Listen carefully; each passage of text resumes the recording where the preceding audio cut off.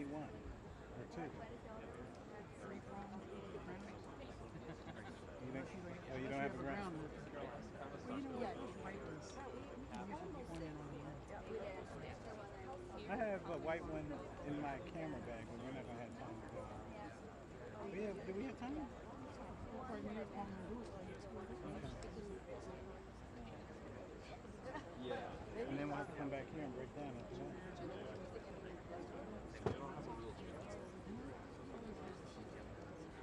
Come on through, man. What's that now?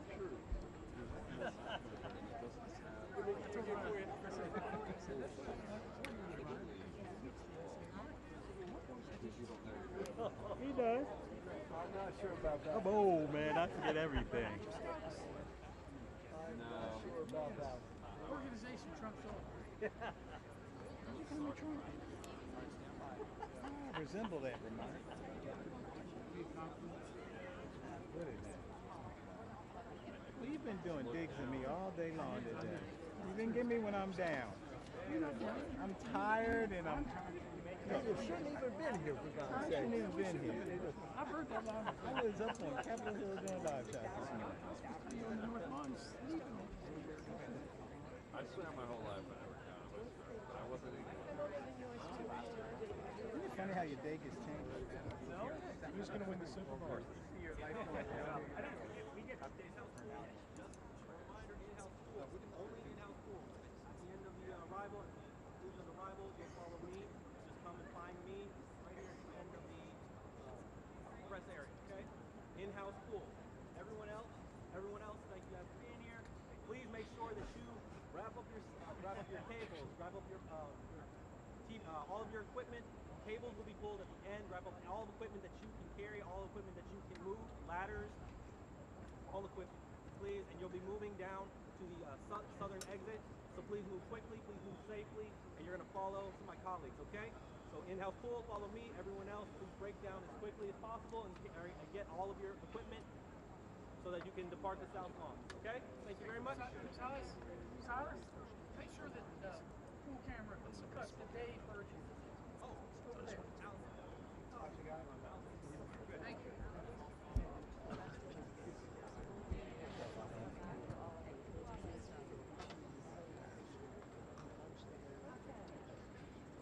Got a lot of cables?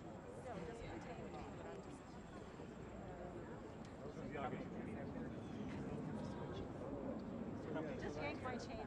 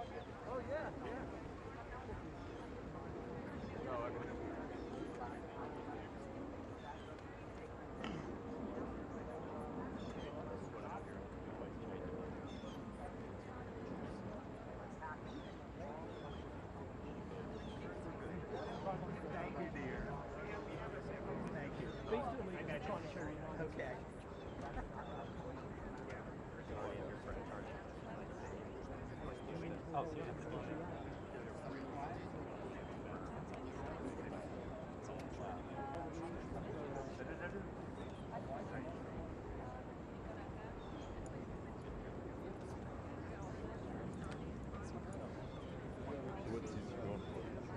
Where's his point?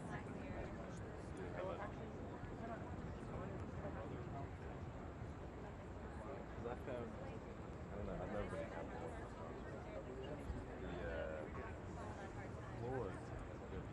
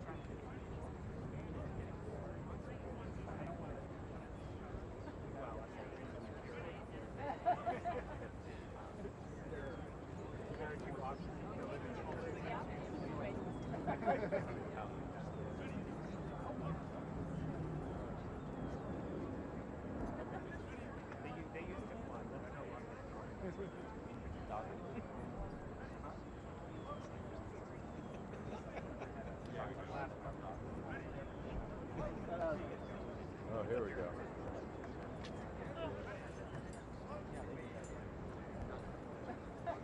Yeah, but you got time. You got time.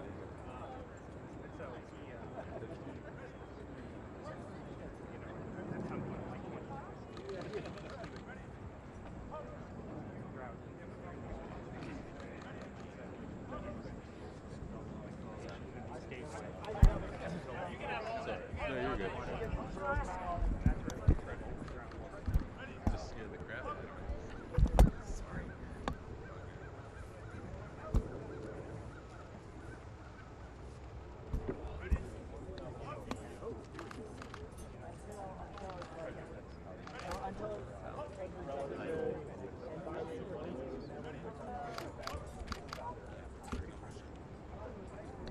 No, but actually, now that you mention it, I bet Joe will come out.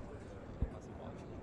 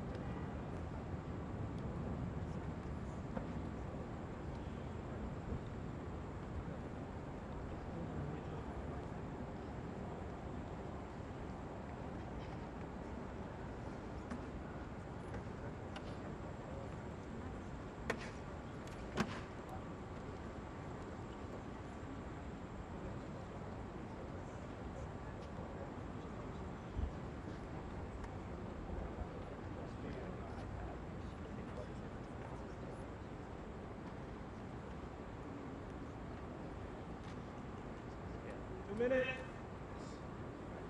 2 minutes.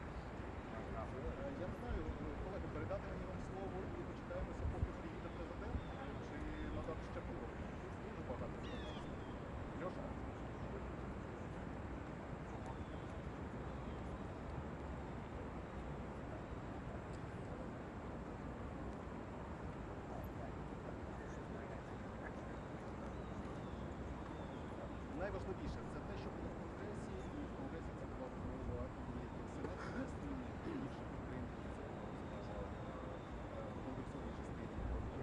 І знаєте, якщо ви не надасте подивимося, чекаючи, що скажуть.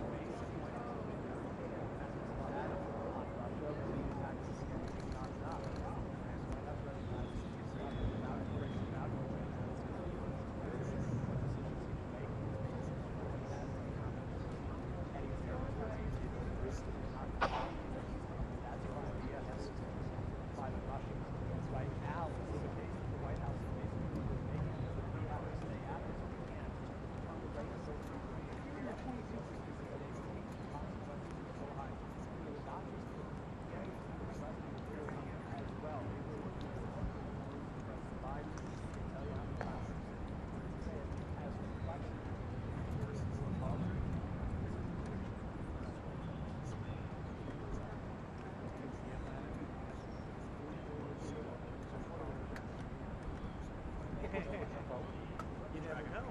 You never know. He's European.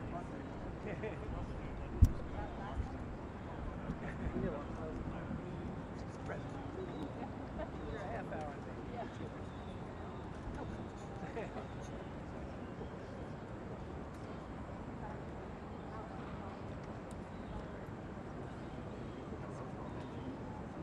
2 minutes. 2 minutes. Yeah. Heard this before. 2 minutes.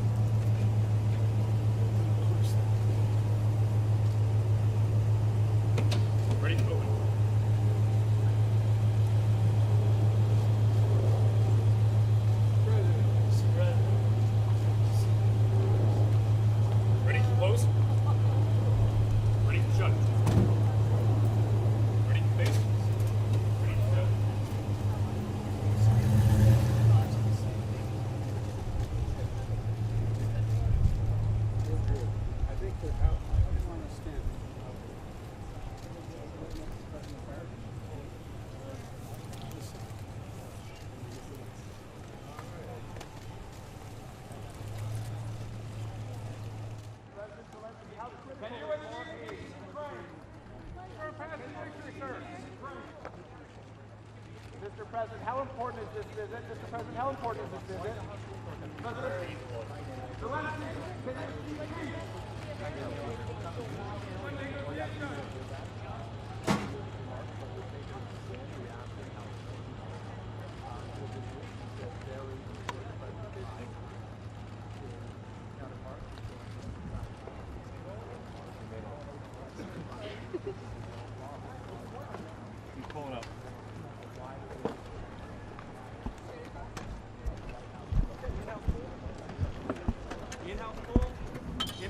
Meet me down this way. Meet me down by the end of the press.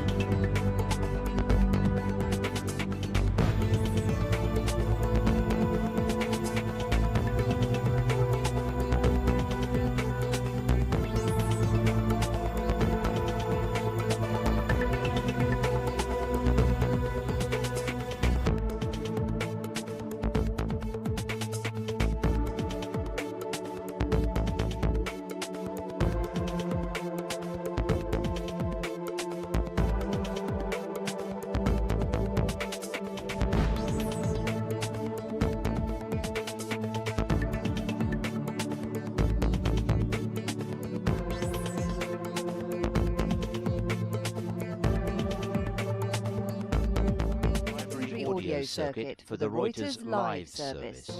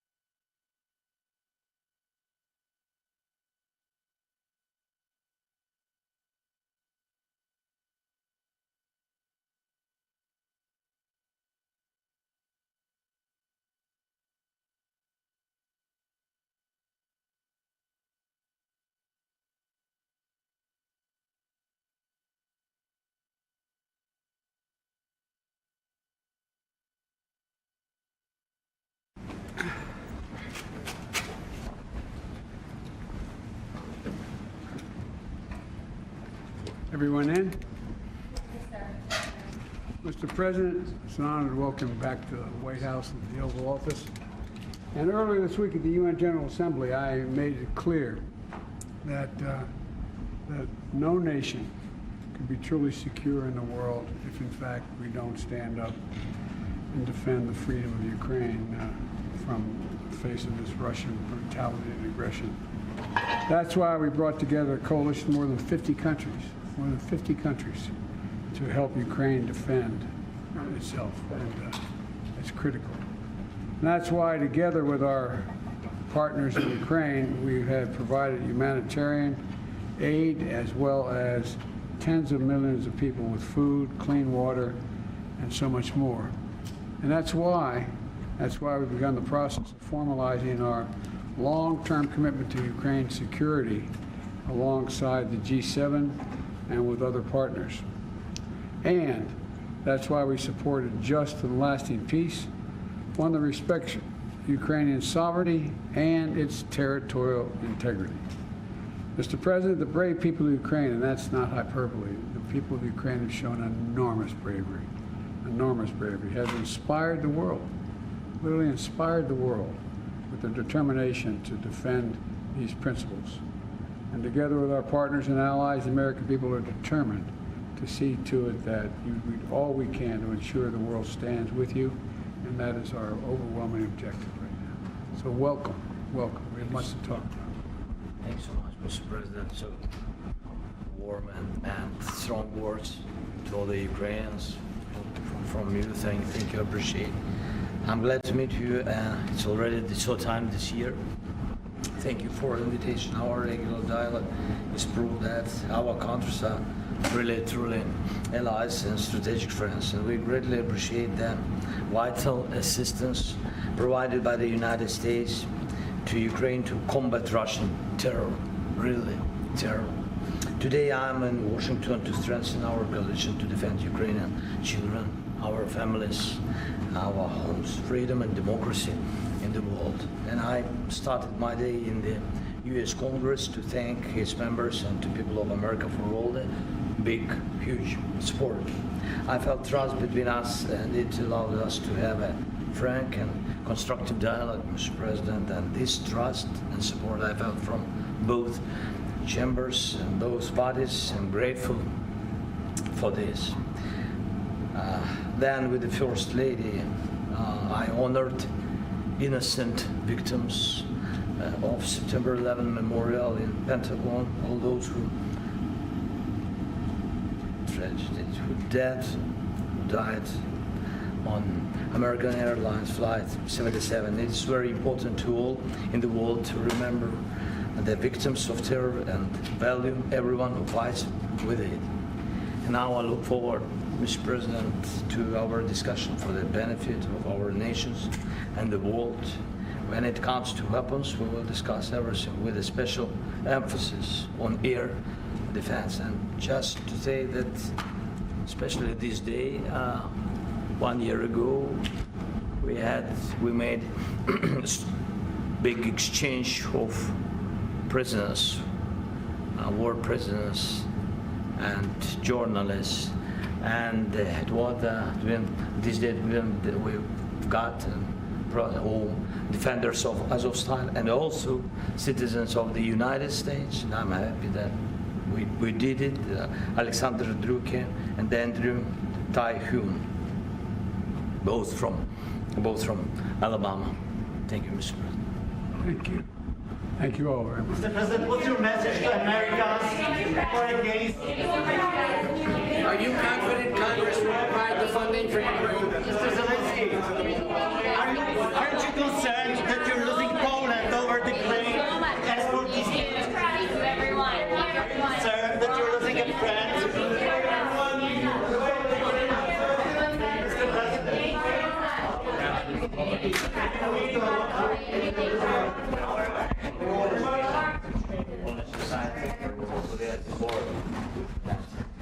Aren't you concerned that you're losing Poland as a friend? Thank you. Thank you, everyone. Thank you.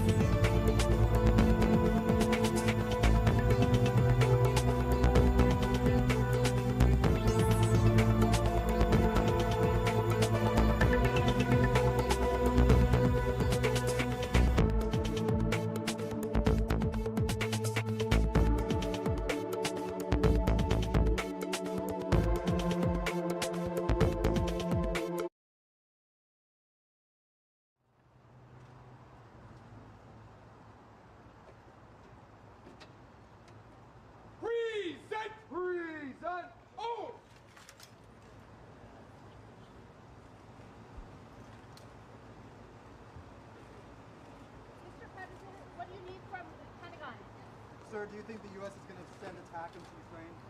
Secretary Austin, why not approve the ATACMS?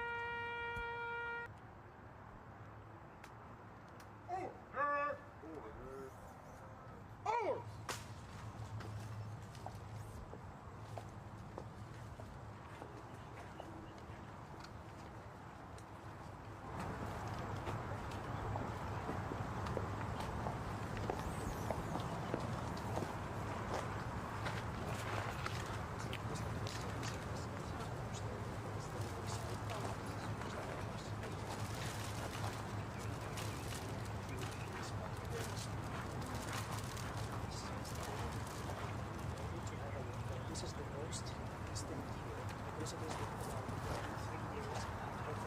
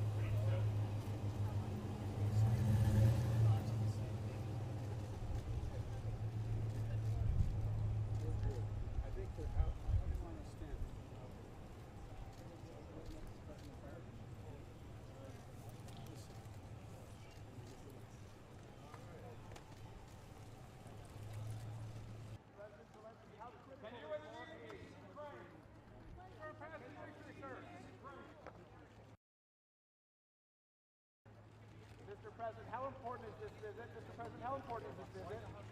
President Zelensky, can you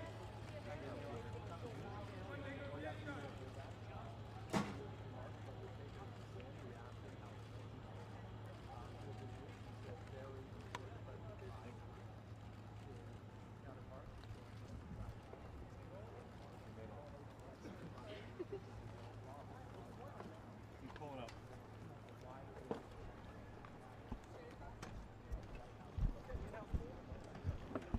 in-house pool?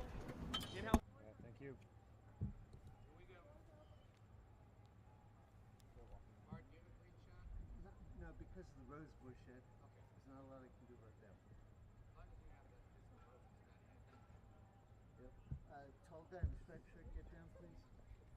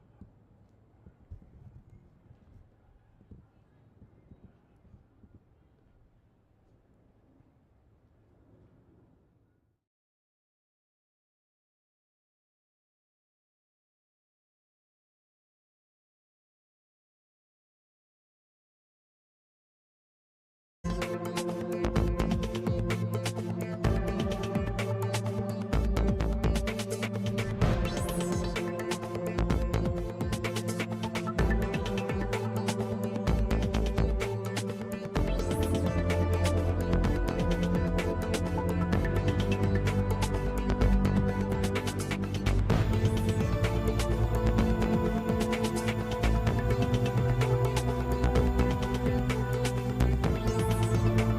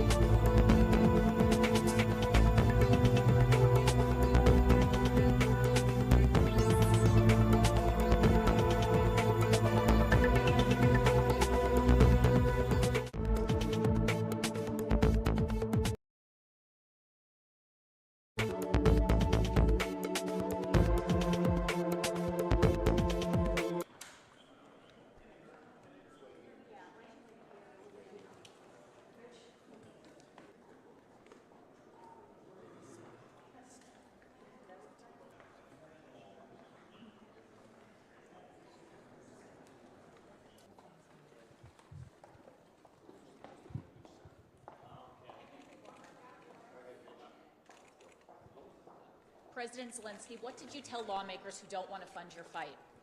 We spoke about a lot of different questions.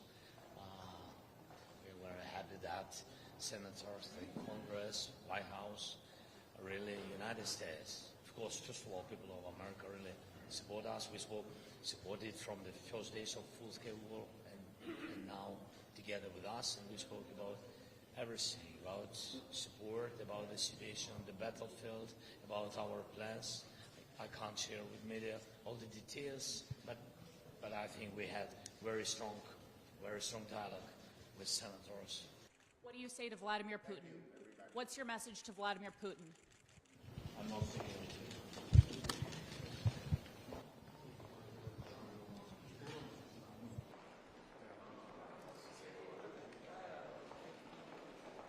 President Zelensky, what was your message for senators?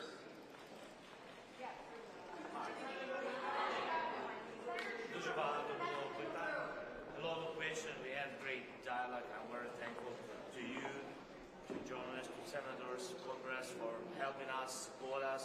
We spoke about so many details, but it will be between us. Sorry. Thank you.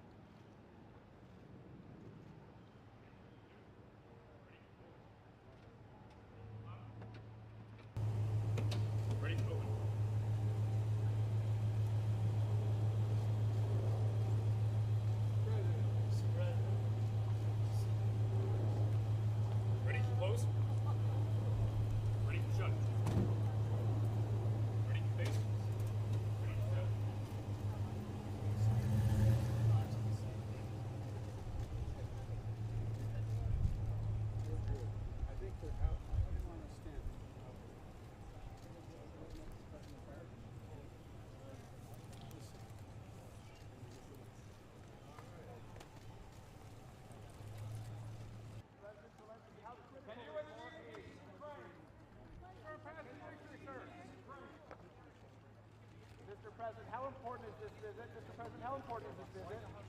President Zelensky,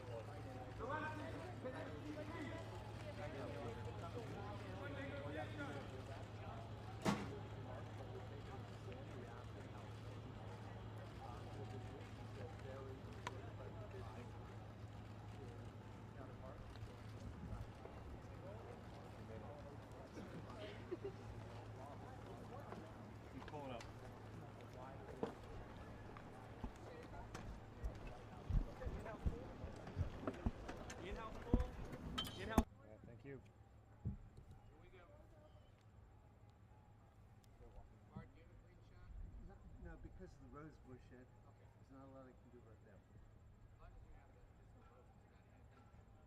Yep. Tall guy in the striped shirt, get down, please.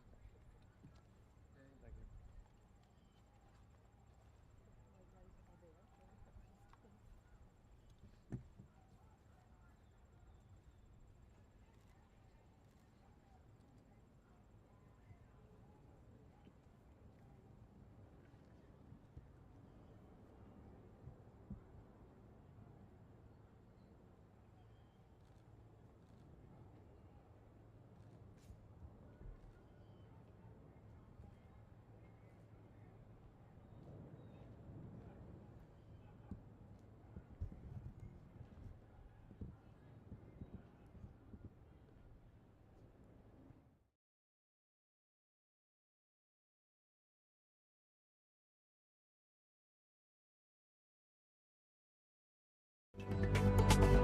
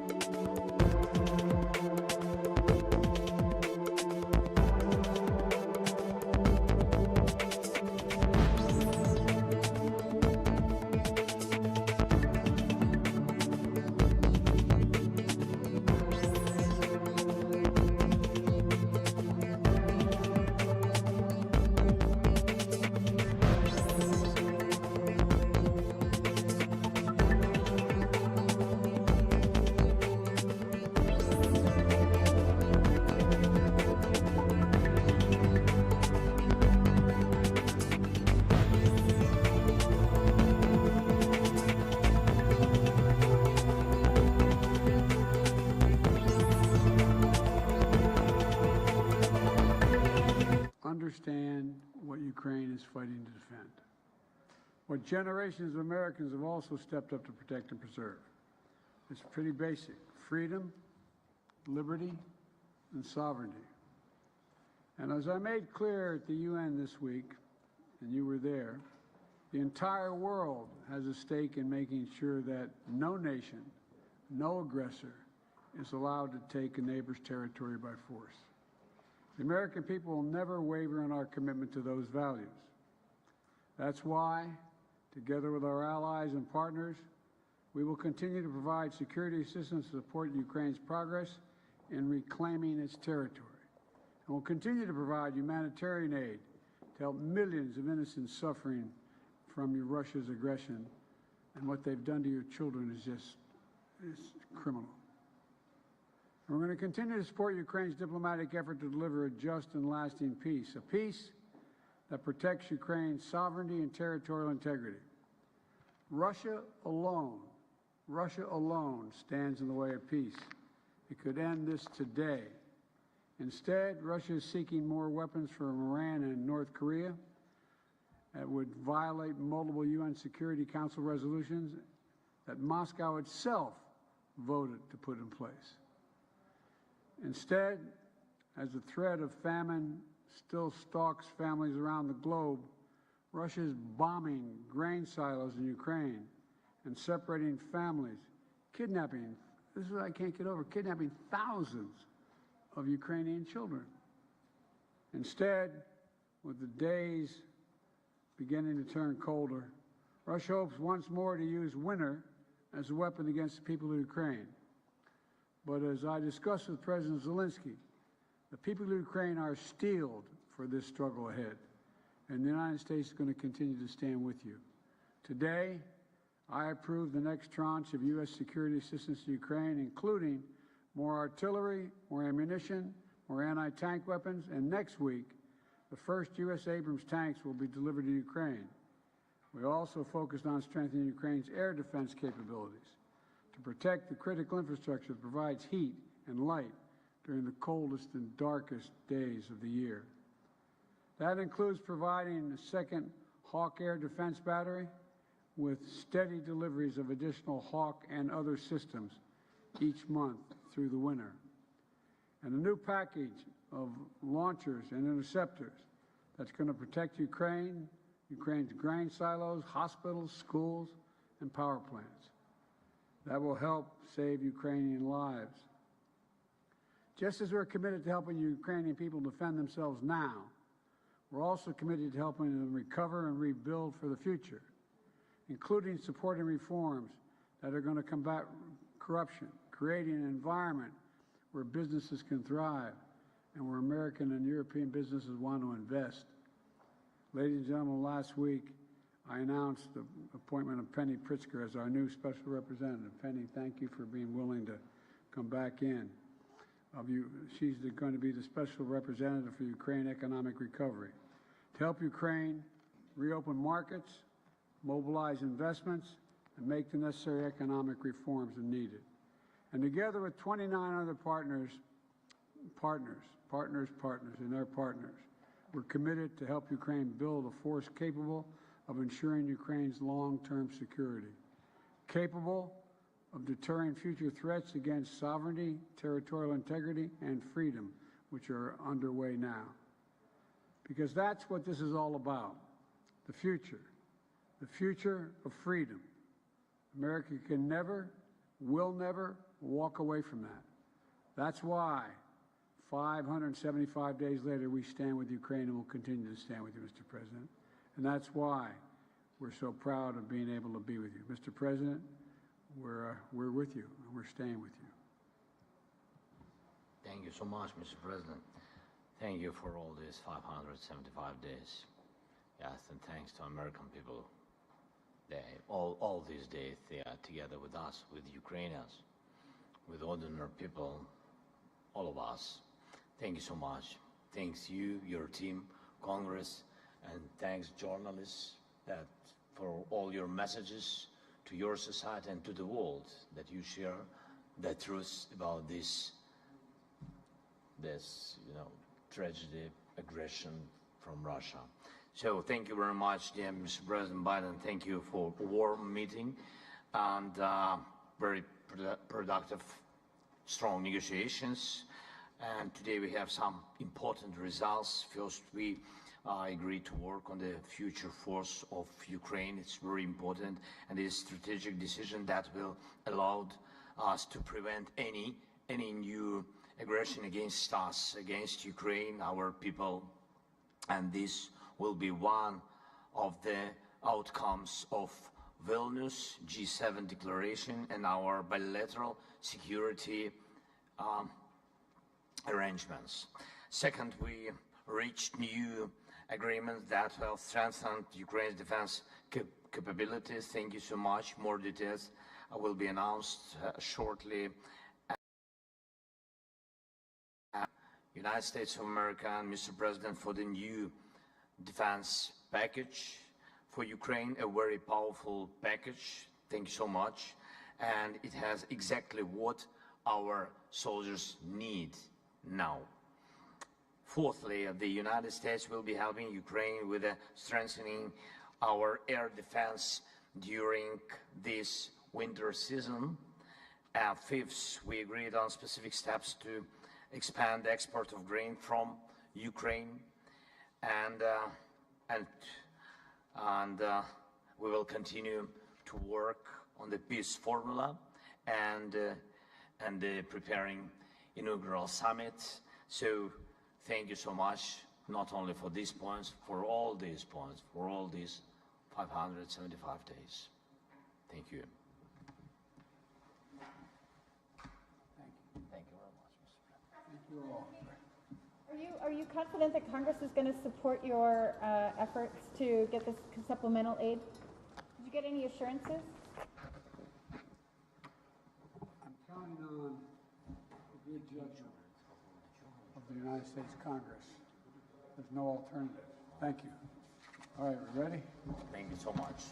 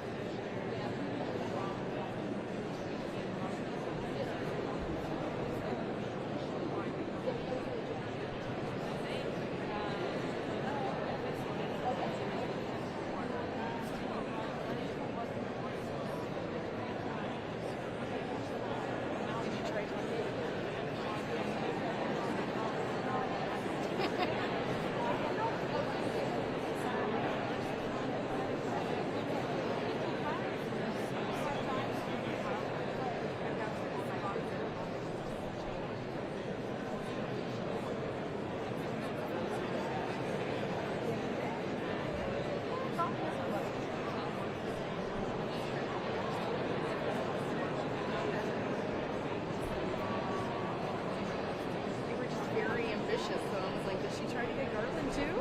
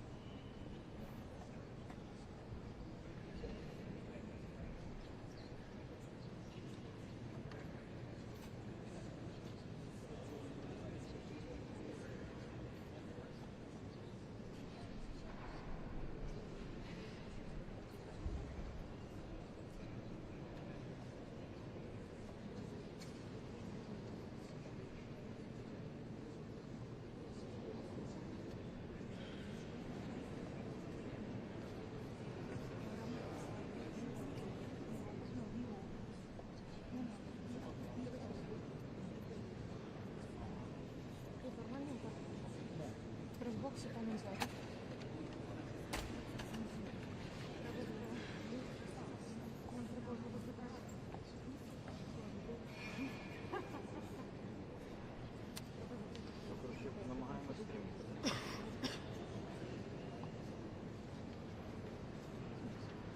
Так, а де плюс бокси? Бокси там. І он вещи. А тут тільки... Тільки англійська. А, тільки? Так, давай тоді перекладачу. Я тоді Лішенка йду забирати палку, я твої входу сюди. А.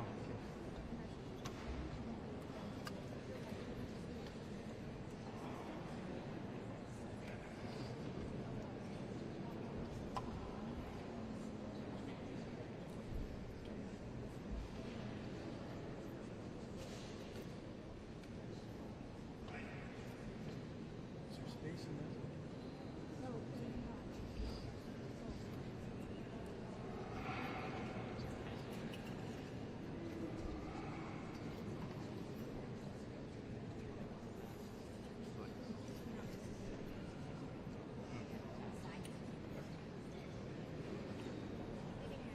Окей, я тут тебе став. Окей?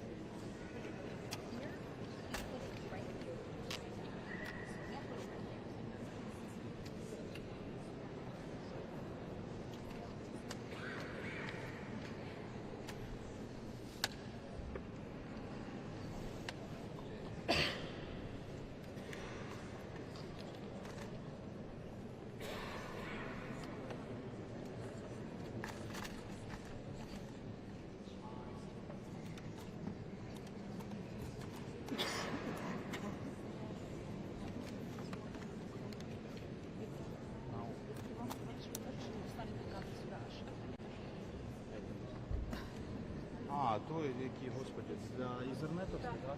А де він? А давайте спробуємо туди поставити, а я вже тоді... Чудово.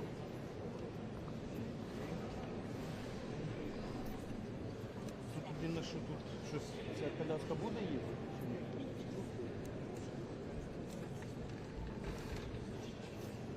Окей, момент. Зараз все буде. Не хвилюйтесь, все буде. Добре.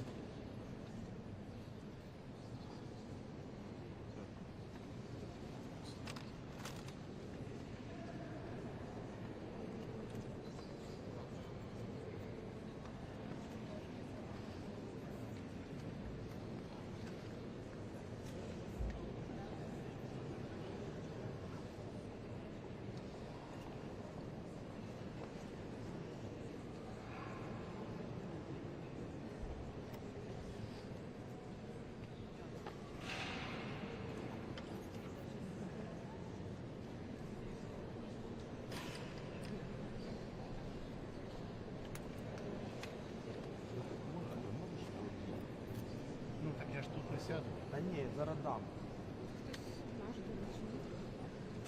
Можна вас просити? Не можу трошки. У нас тут камера, яка буде робити на ефір усю Україну. Якщо можна, хоч чуть-чуть.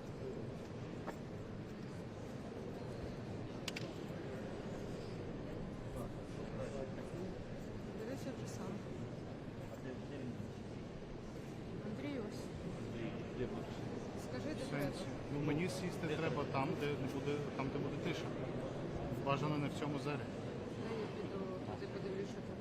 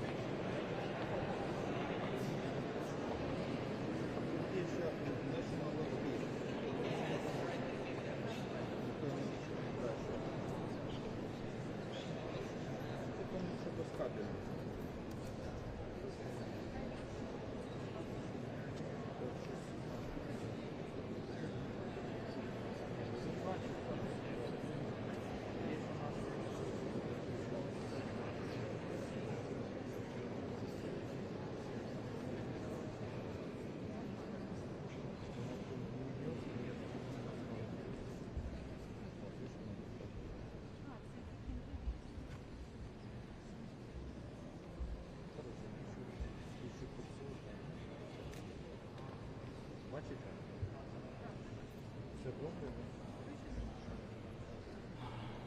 Ти маєш на увазі...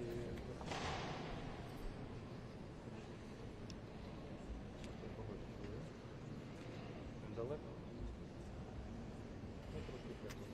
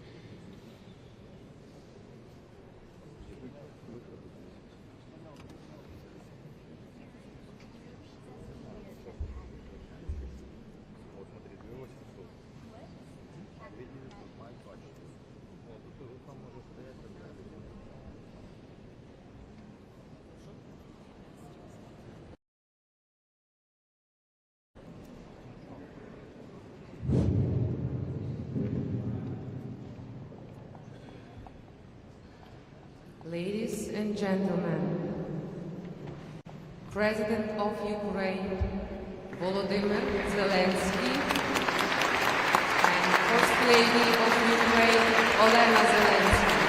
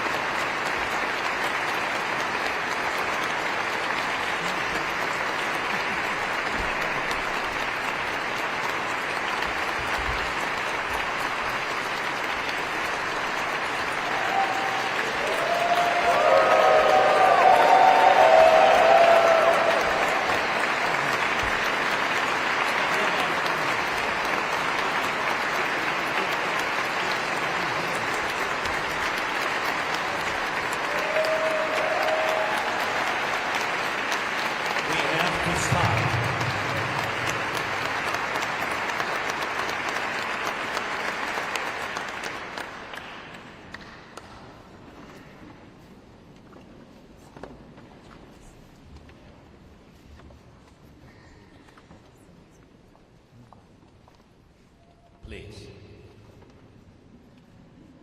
Thank you.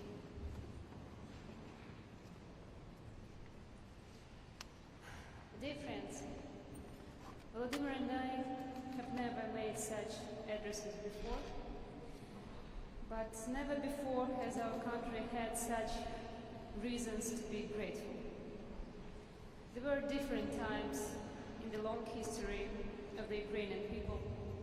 Ukrainians did not stop fighting for freedom. This is in the character of our men and women, equally. And now I'm not afraid that Ukrainian freedom will fall. In general, freedom will never fall again. The world can be sure of that, because it can be confident in America.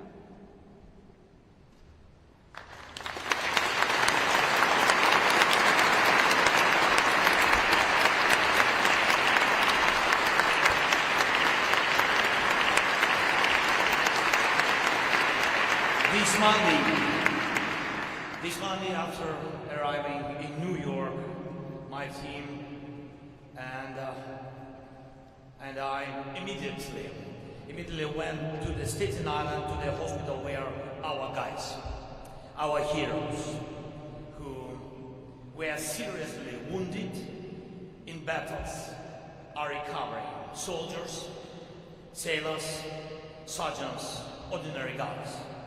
Some of them are now learning to walk again. They get used to procedures, but they are the ones who would not agree to the occupation. They are strong guys with the brave spirit, and I am proud of our soldiers, each of them.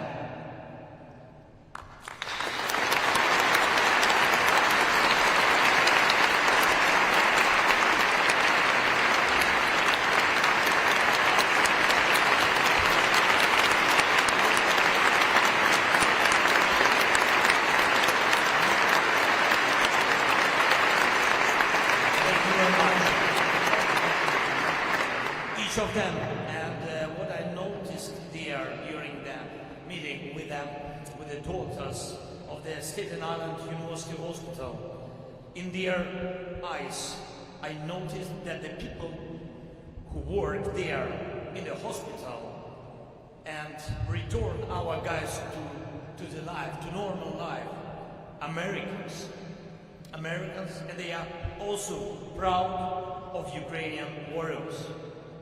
Never before have Americans been so proud of power and strength of Ukrainians.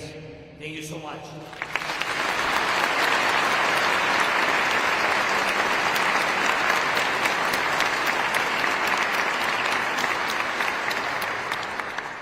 It's a big privilege to be here, and thank you. And dear friends, dear Americans, among the documents I saw here today, thank you. Today at the National archives of the United States was a telegram from Abraham Lincoln to General Grant. An inspiring document, absolutely. Hold on with a bulldog grip and chew and choke as much as possible. President Lincoln's words reflect the courage and faith that helped America. Such words reflect exactly how Ukrainians fight. In our victorious battles for Ukraine and Kharkiv and the Snake Island in the Black Sea, in our battle for Bakhmut, where our soldiers are pressing forward, no matter the challenges, in our battle for every inch of Ukrainian land, every day of this war, Ukrainian soldiers hold on with the grip of a bulldog. They chew and choke the Russian occupiers as much as possible. Never before had the Russian dictatorship met such strong resistance. And never again will Russia manage to destroy any other nation.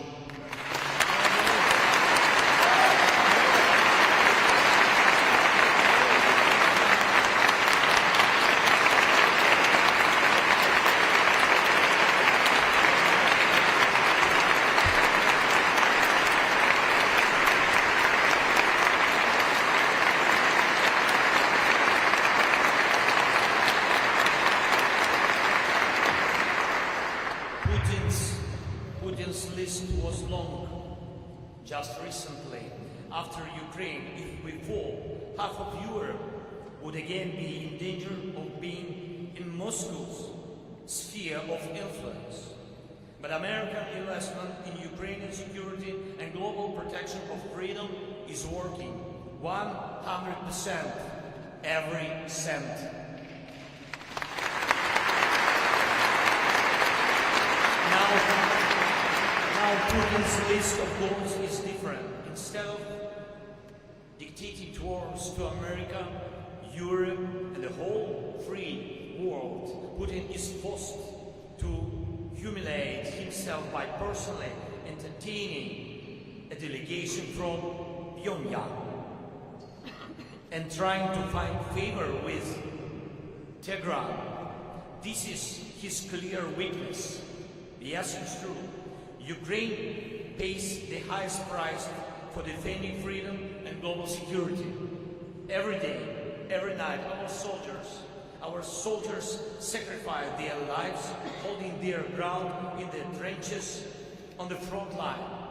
They lose their comrades in battles. They lose limbs tripping Russian mines every day, every night.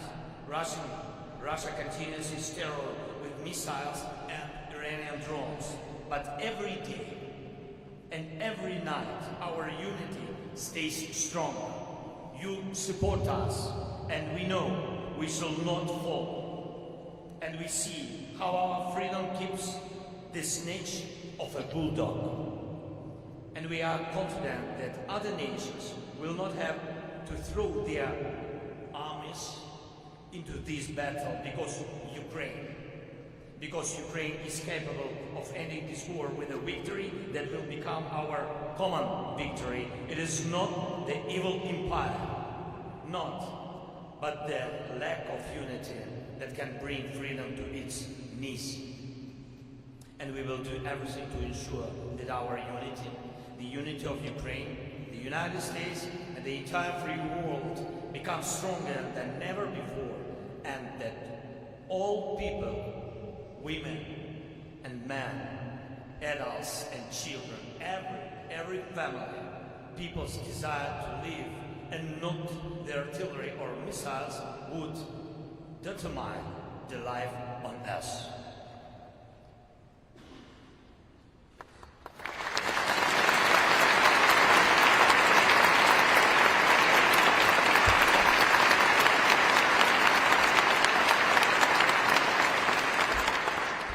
Over behalf, we've all experienced many important things.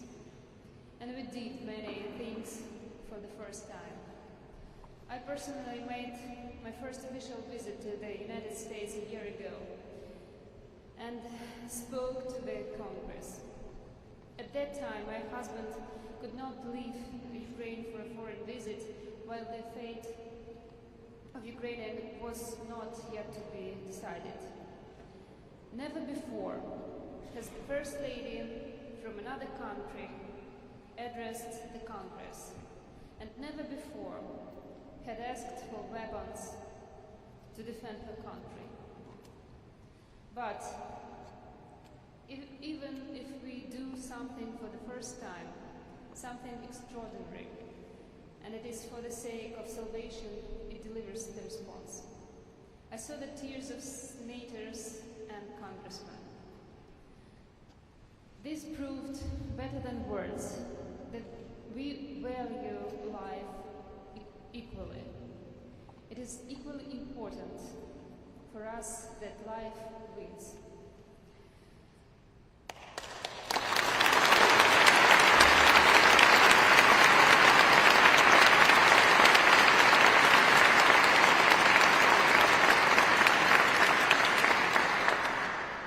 The stories of Ukrainian children killed by Russian missiles, which I told Congress about, are not out there somewhere. They're here. Perhaps never before the world felt so strongly that global means small, that the trouble of some is the trouble of all. End of the world is violation of the rights of all. I returned home with your support, with weapons, such as anti-aircraft defense that gives protection to our people, adults and children. Such was our path to the patriots in Ukraine, and thousands of lives have now been saved. This is so important when Congress hears, when America hears. I came back with a feeling that we understand each other.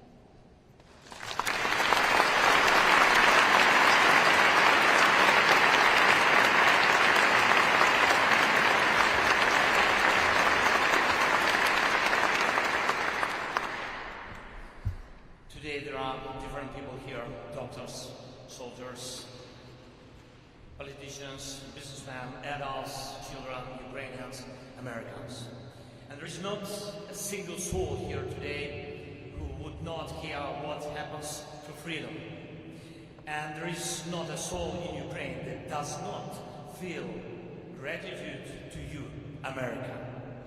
To you, the people who help us, not because you have to, but because your heart cannot let you do otherwise.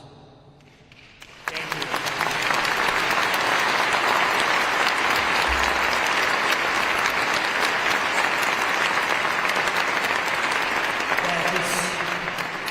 That is humanity.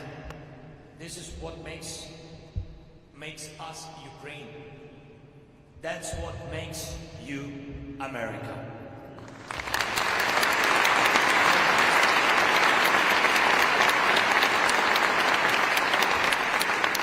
Today we're here together with Olena to express gratitude to all of you, to the Americans, ordinary people who have done and are doing extraordinary things, absolutely, at the core of their heart.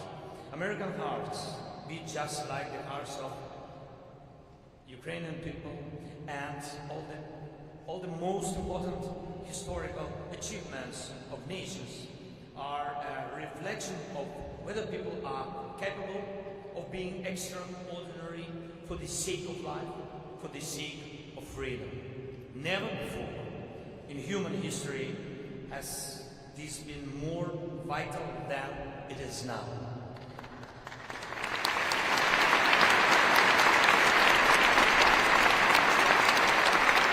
I want you all to know that America has saved millions of Ukrainian lives, millions, men and women, children and adults in cities, in villages. Millions of Ukrainian children can be now with their mothers. Men on the front line now hear their children waiting for them in cities and villages deep in the rear. It is possible. It is possible because most of Ukraine is free, and we must free all of our land, our people. And I thank every American, every in the world who is helping for every life saved in Ukraine.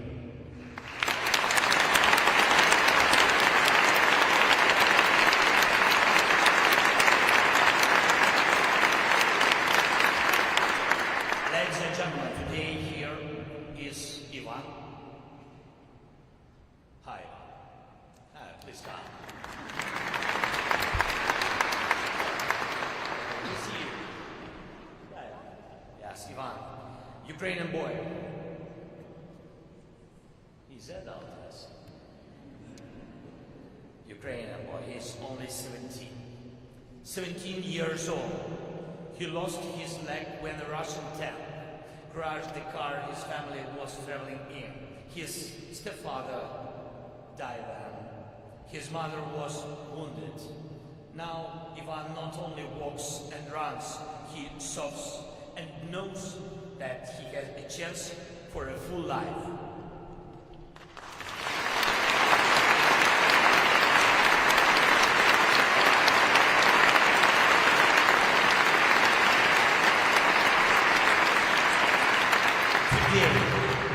Today here is a Ukrainian girl, Sasha.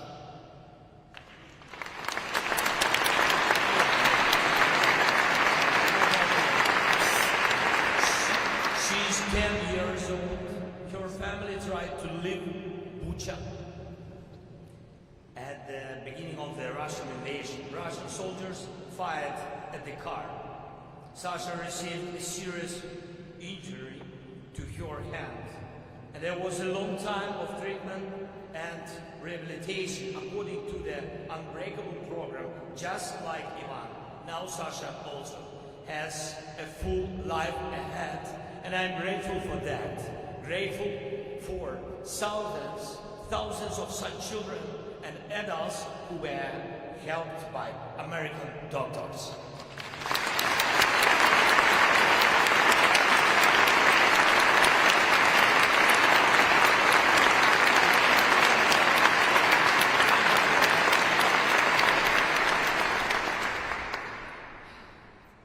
Here is, and we want to thank all the doctors.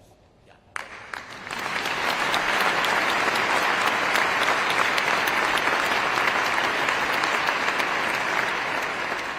Here is Peter Harsh, a doctor. Where is Peter? Thank you.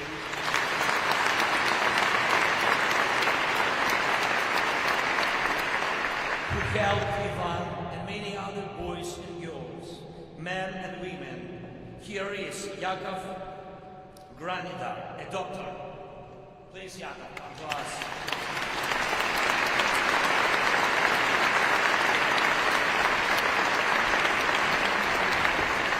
Co-founder of a foundation that gave a chance for a full life to more than 100 Ukrainians. Here is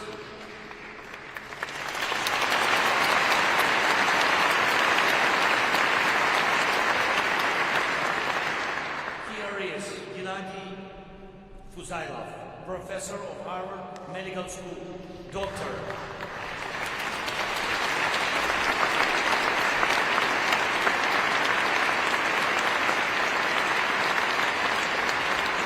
Founder of the foundation that provided treatment for children with extremely serious burns. Here is Dr. Robert Montgomery.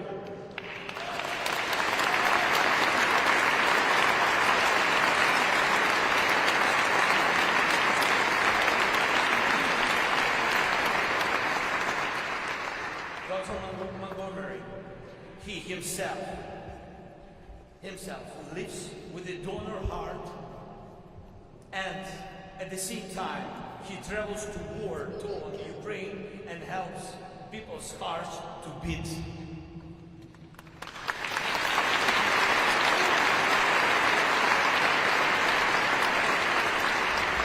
He operates himself.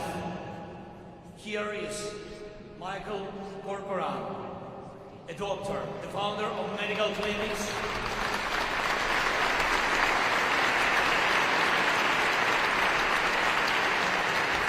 Yes, he has been helping the military for a long time. Here is Oksana Jackson, pediatric, plastic surgeon.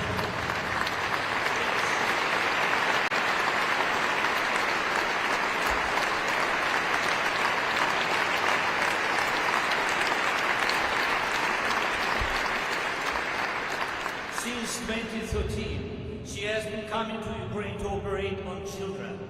And after the start of the war, her patients became soldiers who needed facial operations.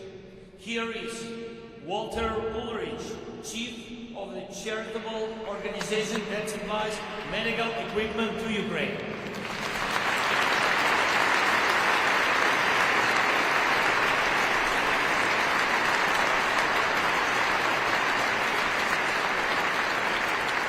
More than 175 tons of such equipment are already saving lives.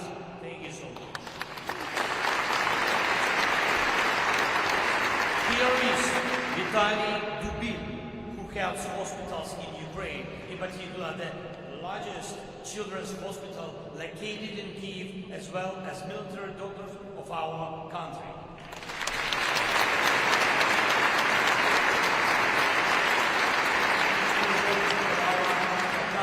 Here is Alla Lopatkina, the president of the foundation that sends ambulances and fire trucks to Ukraine. Dozens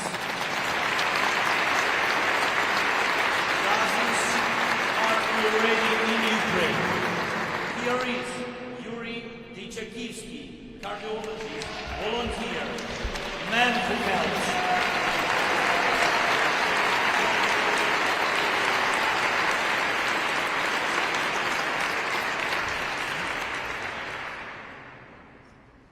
If America did not have such people, there would be no freedom left in the world, but for such great hearts.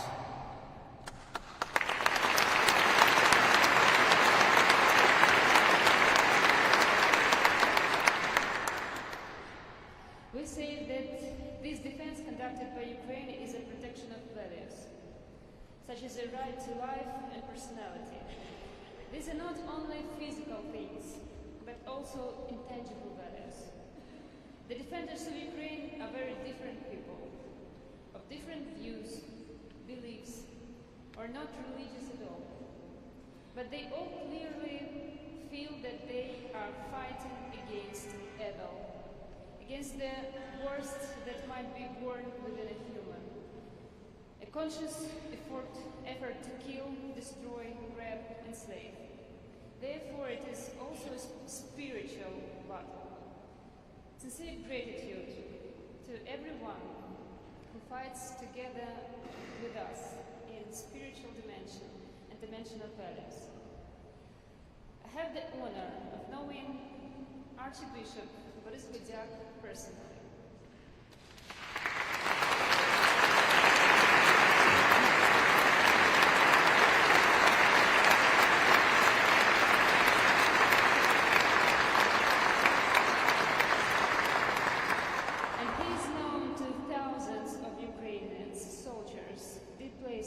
Persons and many others he helps, and young people who, thanks to him, get a great education. And also here is the rector of the Church of St. Andrew and chaplain of the United States Air Force, Volodymyr Shtilyak.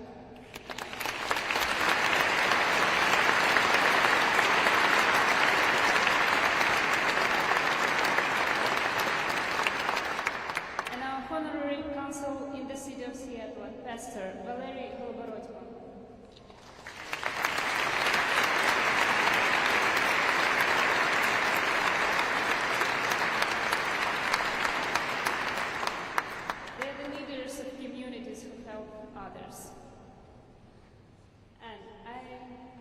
like to invite to join us Mr. Peter Gell.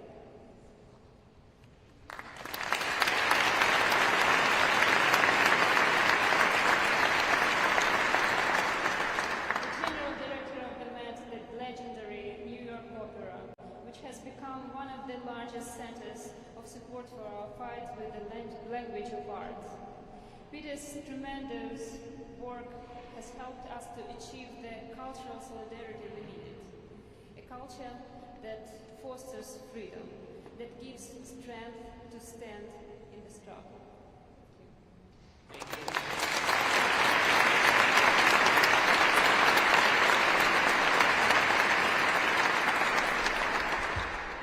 Thank you so much.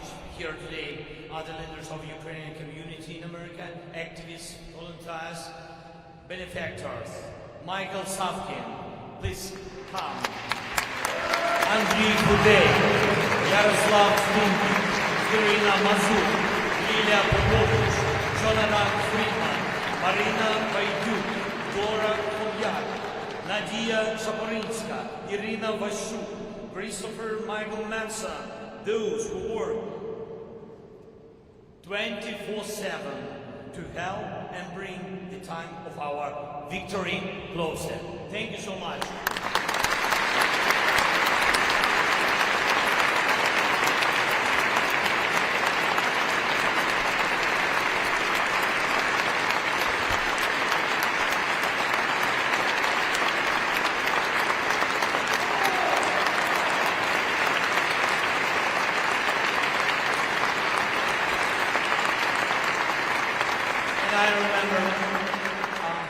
I remember how the journey of confidence that we are alone now began. When I spoke with President Biden early in the morning on February, you read about it. On February 24, 2022, the first day of the Russian invasion, the world did not really believe in Ukraine. The endless columns of Russian tanks and vehicles that invaded our territory seemed invincible to many in the world. But I assured President Biden that we in Ukraine will not give up. And he assured me that America will be with us as long as it takes.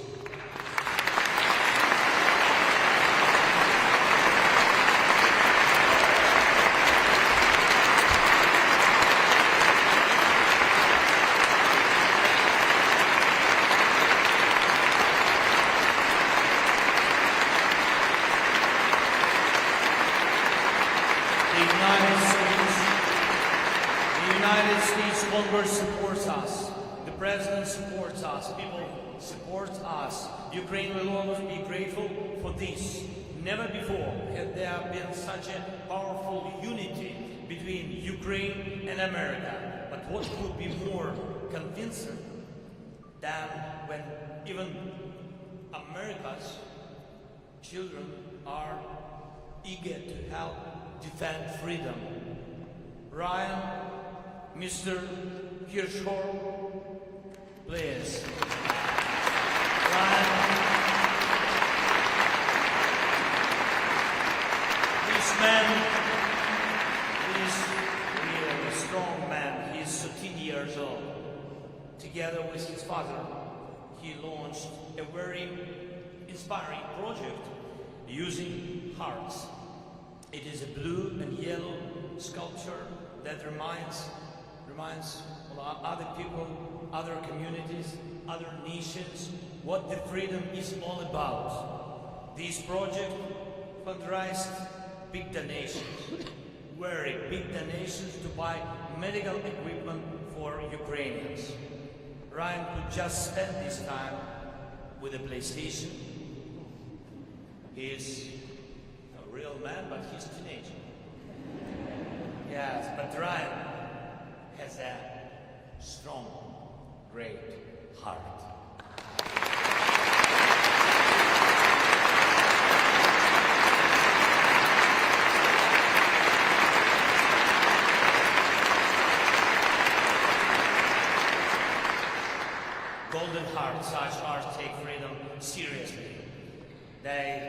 just play with it.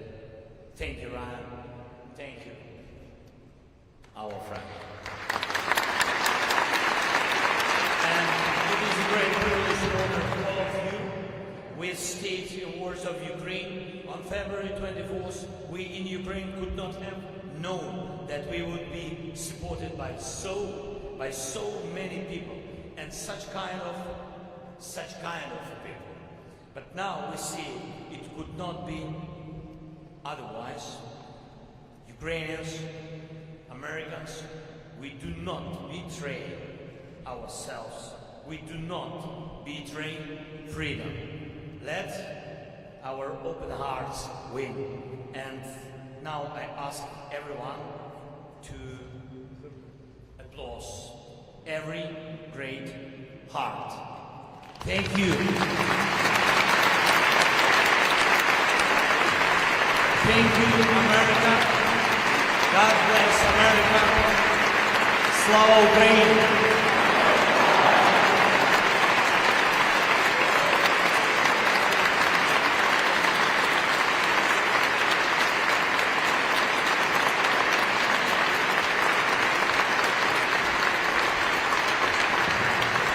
I declare the President of Ukraine, Zelenskiy, for a valuable contribution into strengthening of international cooperation, support to national sovereignty and territorial integrity of the Ukrainian state. Across the world, the following persons are being awarded.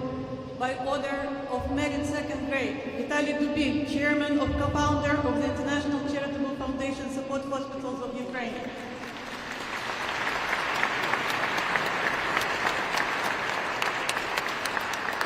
Michael Savkiv, Executive Vice President of the Ukrainian Congress Committee of America.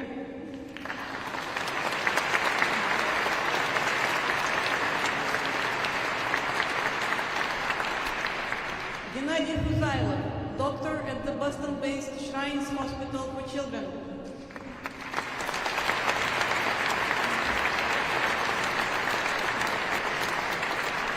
Andriy Futey, President of the Ukrainian Congress Committee of America.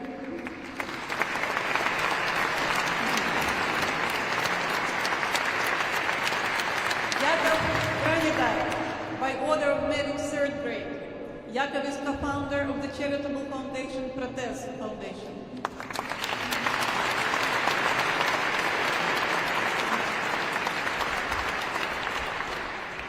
Yuri Dechikivsky, volunteer and international cardiologist at Johns Hopkins University.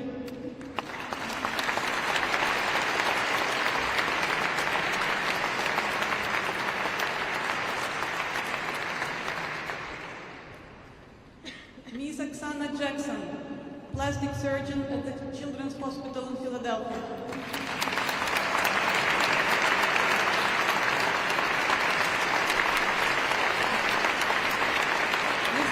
Yaroslav Zvinek, physician at Swedish Covenant Hospital.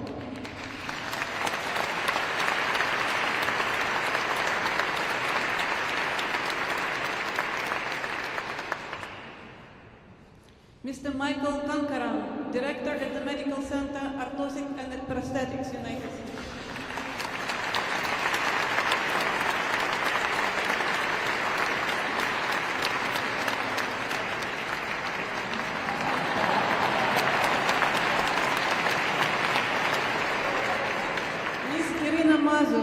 Honorary Consul of Ukraine in Philadelphia.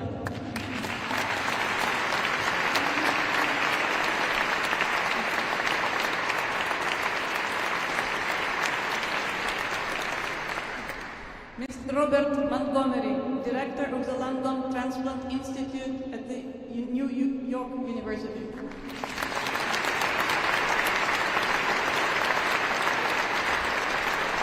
Ms. Yulia Popovich, community activist.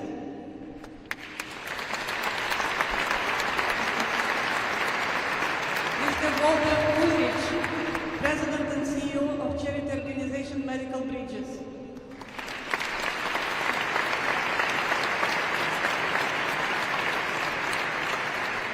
Mr. Jonathan Friedman, Honorary Consul of Ukraine in Salt Lake City.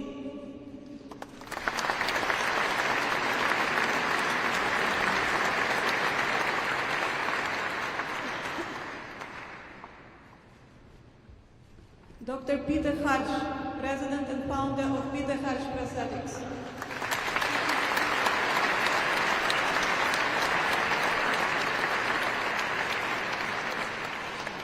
Ms. Marina Bayduk, President of United Help Ukraine.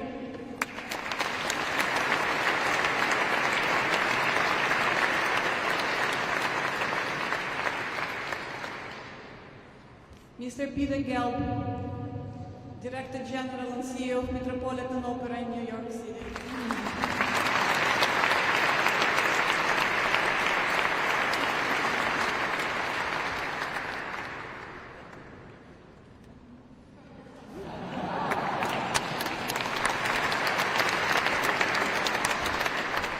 Mr. Valery Goloborodko, Honorary Consul of Ukraine in Seattle.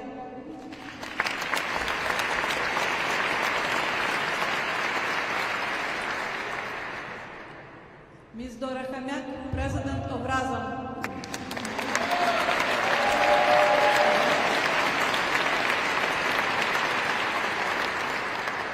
Ms. Nadia Shaporinska, President of US-Ukrainian Activists.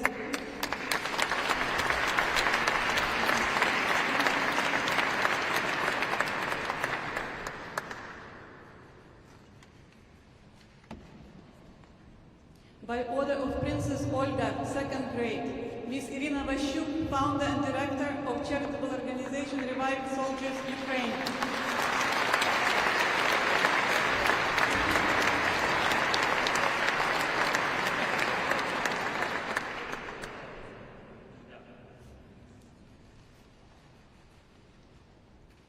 By the word of the President of Ukraine, the Cross of Ivan Mazepa. Boris Budyak, Archbishop and Metropolitan of the Philadelphia Archdiocese, Ukrainian Greek Catholic Church.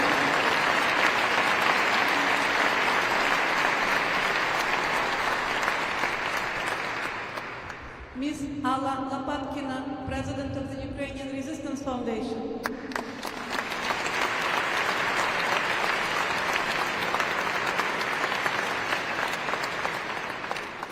Father Volodymyr Stylyak, pastor of the Ukrainian Orthodox Cathedral of St. Andrews in Silver Spring, Maryland.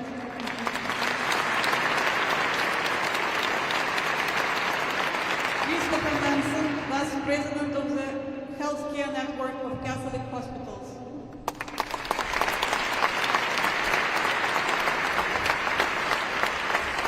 And now, by a special award of the President of Ukraine, Golden Heart, Ryan Hirschford, student, Massapequa Middle School.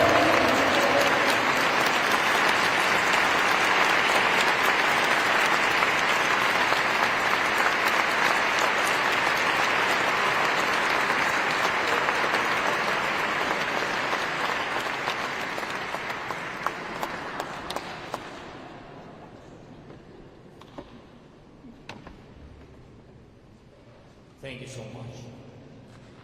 Thank you very much for everything, for your support.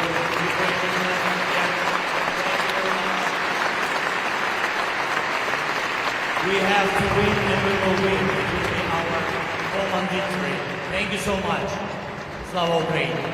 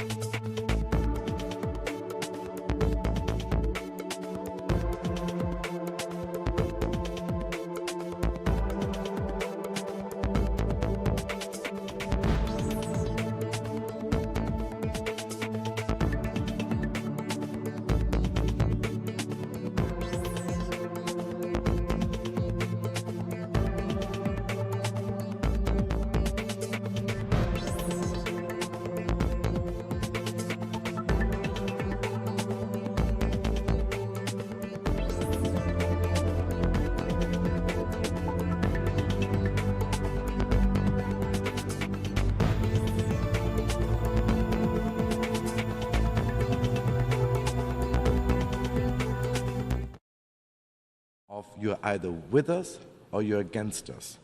The idea of canceling whole societies and cultures, of reverting to moralizing, finger-pointing, or self-righteousness. This is a lesson that we Europeans also have to learn. And I believe we have to learn it very quickly. Let's not kid ourselves. The world is simply not black and white. It is simply not that easy. To me, this is not, and it would not be responsible statecraft. It might play well with the social media bubble, but it does not reflect reality. And it will only strengthen the fringes of our societies, not the center. That is why Austria will continue to be a champion of sensible and pragmatic multilateralism as we adapt, innovate, and recalibrate our international cooperation. All of this, yes, is difficult. It requires endurance, strategic patience, a lot of explaining, and a healthy dose of realism. But if we succeed, all of us will be better off. And we will emerge from this era of transformation stronger, more prosperous, and more resilient. Thank you for your attention.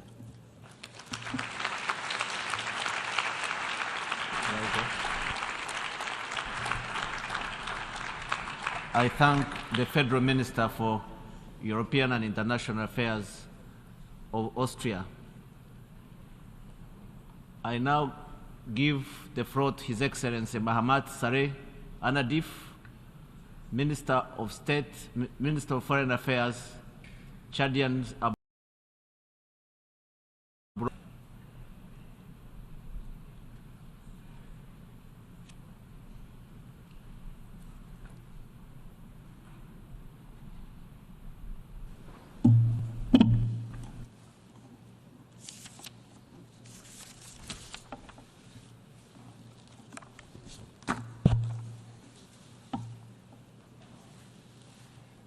Monsieur le Président, Distinguished President, Mesdames, Messieurs les chefs d'État et distinguished de heads délégation, of state and delegation, Monsieur le Secrétaire distinguished général des Secretary Nations General Unies, distingués of the participants, United Mesdames, Nations, Messieurs, ladies and gentlemen, c'est un plaisir et un it honneur is pour a moi pleasure and an honor for de me prendre la parole to take the aujourd'hui, floor today jour anniversaire on the de l'adhésion de mon anniversary of my pays, le country's Tchad, aux accession Nations Unies, to the pour United partager Nations, avec vous to share with you nos perspectives our à ces point assises of view annuelles de at l'Organisation des this Nations annual Unies, meeting lieu par excellence at the où se UN, discutent les enjeux de notre the most devenir authoritative commun. venue at which to discuss issues Permettez-moi, pertaining to our avant common d'aller plus future. loin, Before going any further, de féliciter Son allow me Excellence to M. Denis congratulate His Francis, Excellency représentant Mr. Dennis permanent de Francis, Trinité PR et of Tobago, Trinidad and Tobago, élu président de la elected présente president session de of the l'Assemblée current session générale of the General et lui Assembly. souhaiter I'd plein like to wish him succès dans every sa success mission in au his cours de mission laquelle nous lui and assure garantissons him notre of soutien our sans réserve. unreserved support. Je tiens aussi à I also féliciter et would remercier like to Son Excellence congratulate M. and Sabah thank His Khourossi, Excellency Mr. Javad président de Qureshi, l'Assemblée générale sortant, outgoing President pour of the son General brillant Assembly, mandat. on his brilliant Je term. m'en voudrais cependant si I would j'omettais be remiss de rendre un not hommage to mérité pay a well-deserved à M. tribute Antonio as well to Mr. Guterres, Antonio Guterres, secrétaire général des Nations Secretary Unies, General pour son of the engagement Nations, et son for his leadership commitment affirmé and dans la experienced conduite leadership de la destinée de notre organisation in guiding our en organization proie à des défis de plus en as it plus prégnants navigates et complexes. increasingly momentous and complex Distingués invités, challenges. Mesdames, Messieurs, Distinguished participants, notre ladies rêve and commun gentlemen, our de common bâtir un dream monde stable of et building paisible a stable and où doivent peaceful s'épanouir les world générations where present and actuelles future et futures generations would s'effritent flourish au fil des ans. is crumbling as the years go by. L'espoir d'une vie meilleure et We accomplie hope que nous of appelons a better and more tous de nos fulfilling voeux life, cède de which we plus en all plus le hold pas à dear, l'angoisse is et à increasingly l'incertitude. giving way to anxiety Les and conflits armés, uncertainty, armed le conflicts, terrorisme, terrorism, le changement climate climatique, change, les migrations à grande large-scale échelle, migration, le sous-développement, underdevelopment, la pauvreté, poverty, les crises politiques, political, économiques et economic, financières and financial crises prennent une are proportion taking sans on commune unprecedented mesure. proportions. Tous les jours, Every day, nous vivons we des are scènes witnessing atroces shocking et traumatisantes and traumatizing qui scenes heurtent notre that sensibilité outrage our humaine. sense of humanity. des milliers de réfugiés et de personnes déplacées, fuyant les conflits ou les cataclysmes naturels, bravent le froid ou la chaleur, avec un mince espoir de trouver un meilleur asile. À cet instant, les Tchadiennes et les Tchadiens ont une pensée pieuse à l'endroit de leurs sœurs et leurs frères du Maroc et de la Libye, victimes des dernières tragédies. Ils leur présentent toutes leurs condoléances. C'est pourquoi nous saluons la pertinence du thème de cette 70e session ordinaire de l'Organisation des Nations Unies, à savoir rétablir la confiance et raviver la solidarité mondiale, accélérer l'action sur l'agenda 2030 et ses objectifs de développement durable vers la paix, la prospérité, le progrès et la durabilité pour tous. Oui, c'est un principal et fort expressif. Les mots mis en évidence ont toute leur signification au-delà de leur charge symbolique. Oui, il est temps de rétablir la confiance et de raviver la solidarité, car de plus en plus, les Nations Unies montrent des limites à incarner ces valeurs fortes qui fondent pourtant son essence première. Oui, la confiance est une urgence dans notre monde, tant notre monde a perdu ses repères et ses référents, notamment par la pratique de la politique de 2 poids, 2 mesures. Oui, la solidarité est un impératif de premier ordre, tant cette valeur si chère et si précieuse à l'humanité s'est fortement érodée. Aujourd'hui, plus qu'hier, les nations doivent conjuguer leurs forces et mutualiser leurs énergies pour accélérer la mise en œuvre de projets et programmes en lien avec les objectifs de développement durable. La paix, la prospérité, le progrès et la durabilité collective exigent des investissements forts de l'ensemble de nos nations, notamment de ceux qui sont les plus développés. Cette action vivement recommandée devrait se faire sans exclusive et sans préjudice pour que la confiance attendue soit une réalité tangible. Distingués invités, mesdames, messieurs, à présent, permettez-moi de partager avec vous de manière succincte l'état des lieux de la matérialisation de l'agenda 2030 dans mon pays, le Tchad. En effet, dès l'adoption en septembre 2015 du programme, le gouvernement du Tchad s'est engagé à opérationnaliser les 17 objectifs du développement durable qui en découlent. Cet engagement est conforté par la pertinence des ODD au regard du contexte et des défis de développement au Tchad, notamment dans tous les domaines cibles des ODD qui sont le développement du capital humain, la réduction de la pauvreté et l'amélioration des conditions de vie de la population, la gestion durable de l'environnement et la consolidation de la paix et de la stabilité. Dans cette optique, le gouvernement inscrit les ODD au nombre des priorités de la prospective, à savoir Vision 2030, le Tchad que nous voulons, et du Plan national de développement pour la période 2017-2021, prorogé jusqu'en décembre 2023, ainsi que le nouveau PND en cours d'adoption pour la période 2024-2028.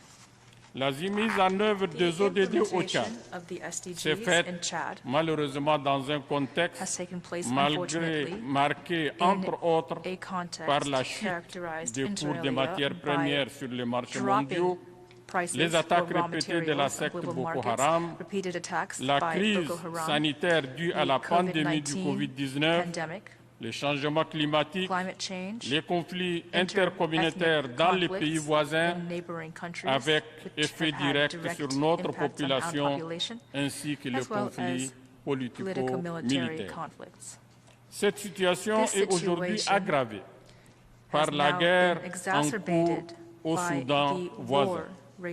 À cette date, nous dénombrons plus de 400 000 nouveaux réfugiés, en plus de 600 000 réfugiés déjà installés au Tchad depuis plusieurs années.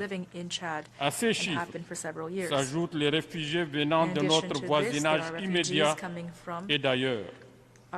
Ainsi, sur une population totale de 17 millions d'habitants de Tchadiens, près de 2 millions sont des réfugiés.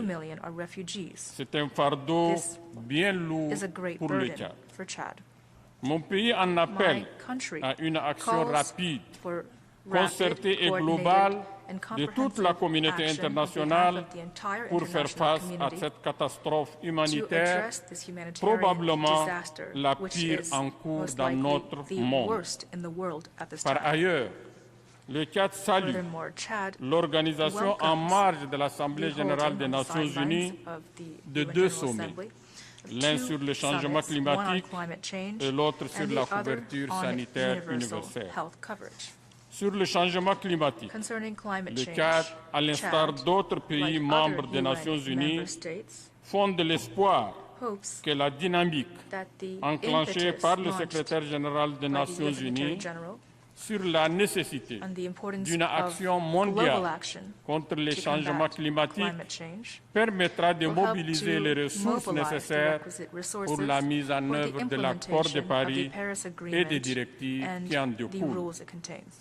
Concernant la couverture sanitaire universelle engagée de longue date par nos différents pays, elle demeure à terme la solution la plus appropriée pour répondre aux besoins de soins de santé de qualité, accessibles à moindre coût pour renforcer nos systèmes de santé déjà fragilisés par la pandémie de Covid-19. Le gouvernement tchadien y veille avec toute l'attention requise.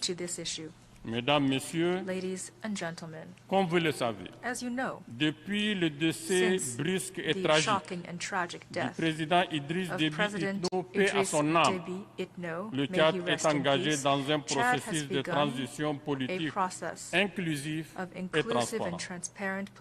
Le premier jalon de cette transition fut la conclusion de l'accord de Doha entre le gouvernement et les mouvements politico-militaires en août 2022. Cet accord a permis le retour au pays de nombreux Tchadiens, exilés ou réfugiés. Cette volonté politique manifeste de donner à notre pays un nouveau départ et permettre sa refondation s'est traduite par la tenue d'un dialogue national inclusif et souverain qui a rassemblé l'écrasante majorité des forces vives de la nation pendant 45 jours. Aujourd'hui, le gouvernement d'union nationale, issu de ces assises, est à pied d'œuvre pour la tenue du référendum constitutionnel qui déterminera la forme de l'État.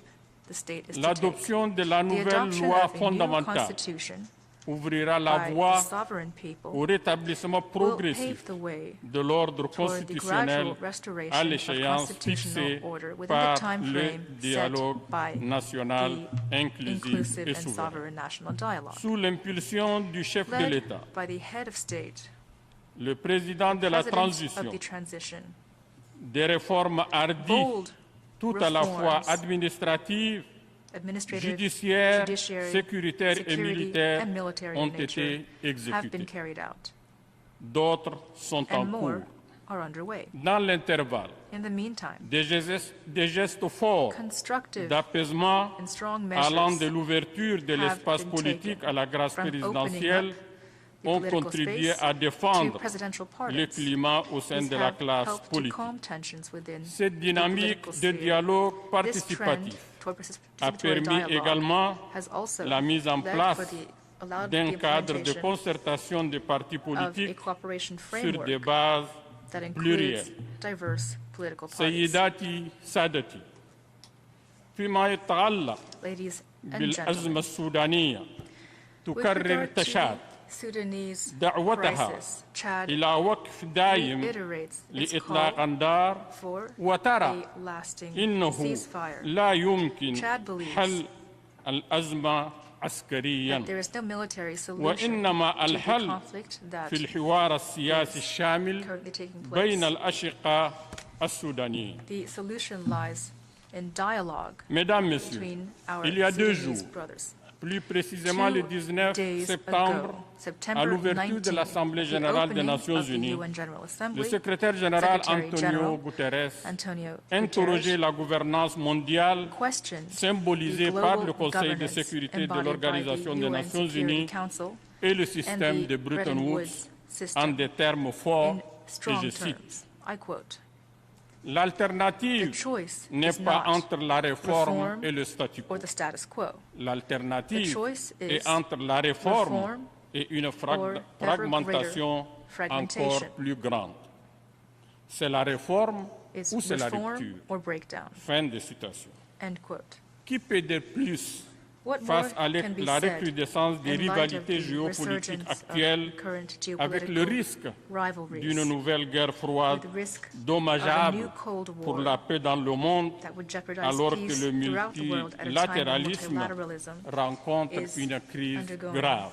a severe crisis. Face à cette dure réalité, In light of le this Tchad difficult souscrit reality, à Chad l'appel à la supports réforme du calls Conseil for de the sécurité reform des of the Nations Security Unies, Council tel que reflété dans as la reflected position commune in africaine the common African connue sous position l'appellation as laid out du in consensus the Ezowini des Ulwini Consensus et de la and the déclaration CERT de Sivt. Declaration. Enfin, Lastly, au nom des principes fondateurs de for the l'Organisation sake of des the Nations Unies, fundamental principles le of Tchad the UN, encourage Chad l'approche de encourages solutions basées sur la création d'un solution État involving the palestinien creation indépendant of an et souverain independent and sovereign vivant en Palestinian sécurité state living in aux côtés security side by de side l'État with d'Israël. the state of Israel. Toujours au nom du même principe, Under le the same Tchad principle, réitère Chad reiterates son appel its en faveur de call la levée for de lifting l'embargo the embargo imposé à Cuba, imposed embargo against qui Cuba, pose an embargo préjudice which aux harms populations the Cuban cubaines. population. Je vous remercie Thank you de votre for your aimable kind attention. attention.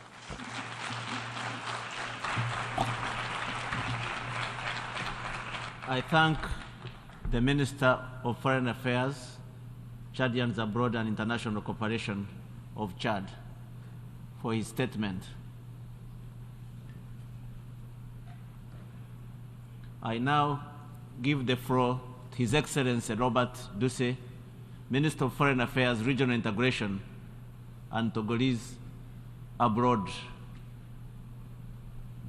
Protocol, escort His Excellency.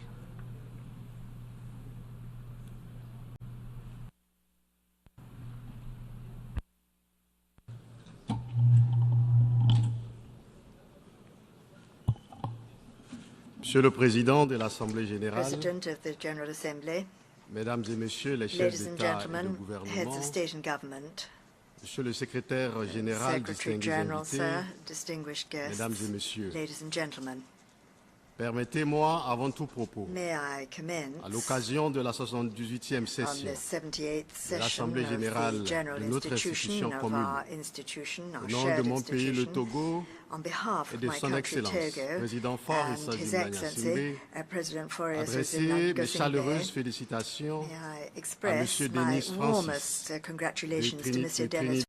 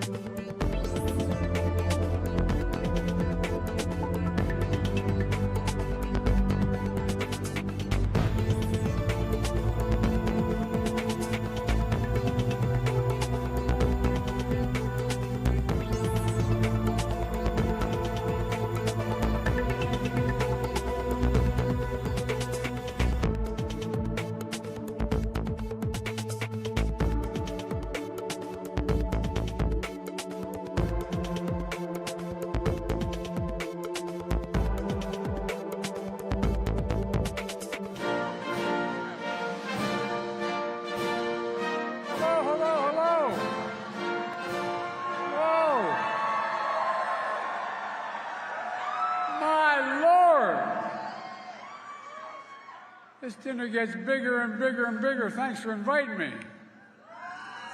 Please have a seat if you have one. If you don't, come on up with me. Adriano, thanks for that introduction. Thank you to Nanette and the 42 members of the Congressional Hispanic Caucus, a record number. Thanks also to the members of my cabinet who are here tonight, the most diverse cabinet in American history, including Secretary Brassard, Mr. Secretary, Secretary Cardona, Secretary Mayorkas, Small Business Administrator Isabel Guzman, and the loom of this institution. I'm proud to have so many other alumni of this institution serving all across our administration. We have Alma Acosta, Executive Director of the Caucus for 5 years, as a member of my White House team. I especially want to thank a great leader, Tom Perez, my Director of Intergovernmental Affairs. Congratulations tonight awardees, including Sister Norma.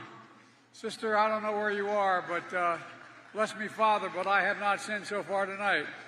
I want you to know, look, you're known as the Mother Teresa of Texas. And Sister, I know Sister Norma lives the lessons nuns taught me growing up. Lessons based on the Gospel of Matthew. Feed the hungry, care for the sick, welcome strangers.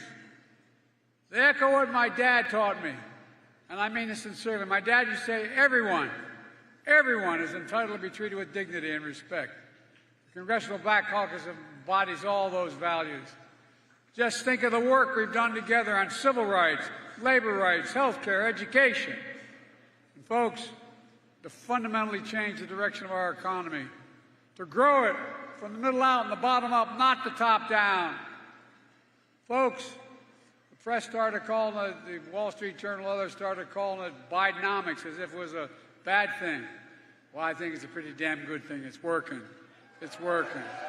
We created 13.5 million jobs, and about 4 million of those jobs are Latinos. 800,000 manufacturing jobs. Unemployment under 4% for the longest stretch in half a century. And Latino unemployment at record lows. And now we have the lowest inflation, the fastest recovery, and the strongest economy of any major economy in the world. Folks, with the help of many of you, as was mentioned earlier, we passed the American Rescue Plan, cutting child poverty in half among Latinos to the lowest level on record. And now we need Congress to expand that child tax credit and make it permanent. Make it permanent. We also help more Latinos gain health insurance than ever before and expanded access to health services in Spanish. We passed the bipartisan infrastructure law to rebuild our roads, our bridges, our ports, our airports, provide high-speed internet for every American household, and replace every lead pipe in America so every child, when they turn on the faucet, can drink clean water and there's no brain damage. We've already announced 37,000 projects nationwide investing in the future of Latino communities. We've made Puerto Rico's economic recovery and development a priority with funding for infrastructure, clean energy, and transportation updates. Meanwhile, with your help, the Inflation Reduction Act is reducing the cost of prescription drugs for Latino families. We finally beat Big Pharma. I've been fighting it since I've been a young freshman. Finally. So Medicare can negotiate to lower drug prices. Insulin for seniors is now $35 instead of $400 a month. Seniors' out-of-pocket drug costs will be capped at $2,000 a year for all their medication, including those who need very badly cancer drugs that can cost anywhere from $12,000 to $14,000. With your help, we're making the biggest climate investment ever in the history of the world, $369 billion. We're helping those fence-line communities, the ones that got caught in all of this, bringing environmental jobs to frontline, fence-line communities suffering from legacy of pollution. My budget secured a 30% increase in federal child care funding, an additional $1 billion for Head Start, where 1 in 3 beneficiaries are Latinos. Folks, a record $15 billion for Hispanic-serving colleges, and universities, including $40 million in the new grants we announced today. I'm keeping my commitment to do what I can to ease the burden of student debt, which falls heaviest on Black and Latino borrowers. On my watch, more than $117 billion in student loans have been canceled. And our new SAVE program will cut in half what the average Latino borrower has remaining to pay. I want to thank the caucus, the Hispanic caucus, for your leadership on this issue. At the same time, we're investing in Latino small businesses. And with your help, we've awarded small disadvantaged businesses a record $70 billion in federal contracts. You all, there's a law that's been around a long time no one talks about. In the mid-30s, they passed a law that said that we should, when the Congress appropriates money and the President has to spend it, he should spend it using American workers and using American product. No one paid much attention to that, but I have. Under my administration, Latino entrepreneurs are starting new business at the fastest rate in over a decade, faster than any group in America. And we're doing all this while reducing the deficit. I love our friends on the right talk about, mega guys, about reducing the deficit. Give me a break. On my watch, deficits have already fallen over $1 trillion. And I signed legislation to reduce the deficit by another $1 trillion in the next decade. The last guy had a $400 billion deficit over 4 years. We're doing it by making the wealthy and big corporations begin to start to pay their fair share. Anybody out here think the tax system is fair? Raise your hand. Well, we have about 1,000 billionaires in America. You know what the average rate, the average rate that they pay for federal taxes? 8% in federal income taxes. 8. That's less than a firefighter or a teacher. It's wrong. And I'm proposing a billionaire minimum tax. I'm keeping my commitment. I won't raise federal tax on anybody making less than $400 grand a year. But I want you to know this. We can do a lot more. In the wake of the historic shooting in Uvalde, Jill and I visited and spent hours with every family member. We signed the most significant gun safety law you all passed in nearly 30 years. And now we have to ban assault weapons and high-capacity magazines. I did it once as a senator, and we'll do it again. We also have to codify Roe v. Wade and defend the sacred right to vote. And we have to finally fix the broken immigration system, for God's sake.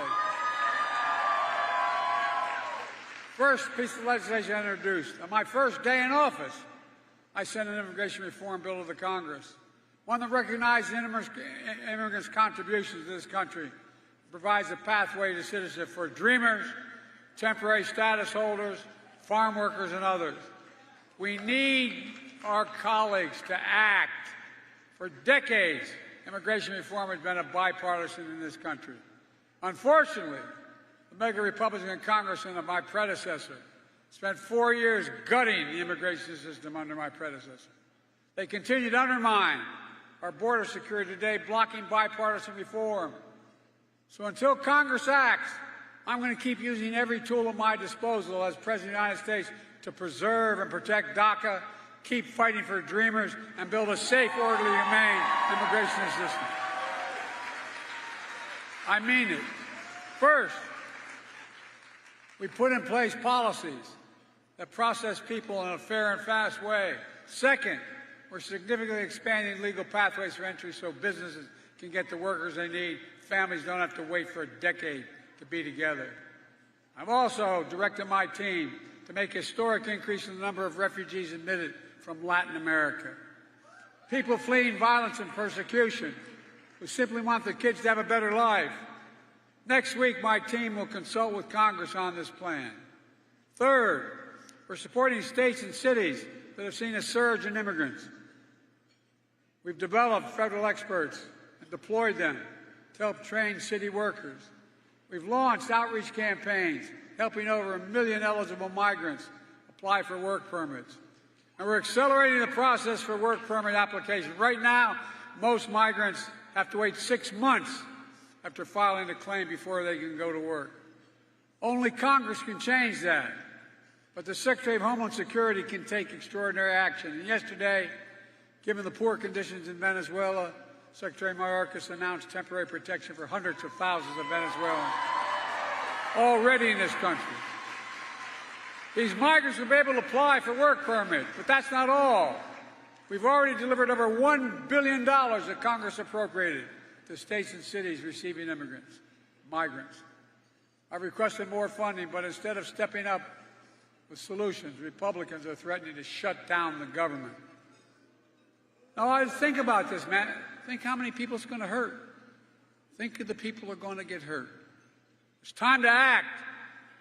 Meanwhile, we appreciate what business and nonprofits and churches and everyday Americans are doing with inspirational leaders like Sister Norma. They're doing to keep those in need what they need to just stay alive. You know, my dad used to have an expression. He also said, Joey, a job's about a lot more than a paycheck. It's about your dignity. It's about respect. It's about being able to look your kid in the eye and say, honey, it's going to be okay. Well, guess what? We're going to ask them to join us in doing a hell of a lot more. Folks, let me close with this. We're the only country in the world not built on ethnicity, geography, religion. We're the only country in the world built on an idea. And that's not hyperbole. America is built on an idea. Almost every other country in the world is built on ethnicity or religion. The idea is simple, and it sounds profound, but it's real. The idea is that we're all created equal and deserve to be treated equally throughout our lives. We have never fully lived up to that, but we've never attempted to walk away from it either like our MAGA friends have. We're not going to walk away from it now. And I believe we're a hopeful and optimistic nation that draws our strength from our diversity. I really believe it. Our diversity is our primary strength. That's why I keep fighting for a dedicated museum in the National Mall to celebrate the significance and contributions of our team. Not a joke. It's consequential. That's why at the time when there were those who want to ban books, erase parts of our history, we're going to make it clear, as we have here tonight, during Hispanic Heritage Month, Hispanic heritage in America is American heritage. That's what it is. Now think about it, folks. I'm not trying to just be nice. Let's be simple about it. 26 of every 100 children in grade school, from kindergarten through high school, come from Spanish-speaking homes. 26. Folks, what are we doing if we don't respond? This is our future. You're our future. The idea of America lives in all of us. The idea lives in the dreams of those who've only just arrived, and the legacy of families who've been here for generations. I want you all to know, I see you. I hear you. We need you. The American people are the heroes of this story. You never give up. We always dream. We always believe. And that's why I can honestly say I've never been more optimistic in my entire career. We just have to remember who in God's name we are. We're the United States of America. There's nothing beyond our capacity when we work together. Nothing. Think about it. There's not one goal we've ever set as a community we haven't achieved. So let's get the hell on with the job we have at hand. God bless you all, and may God protect our troops. Thank you, thank you, thank you.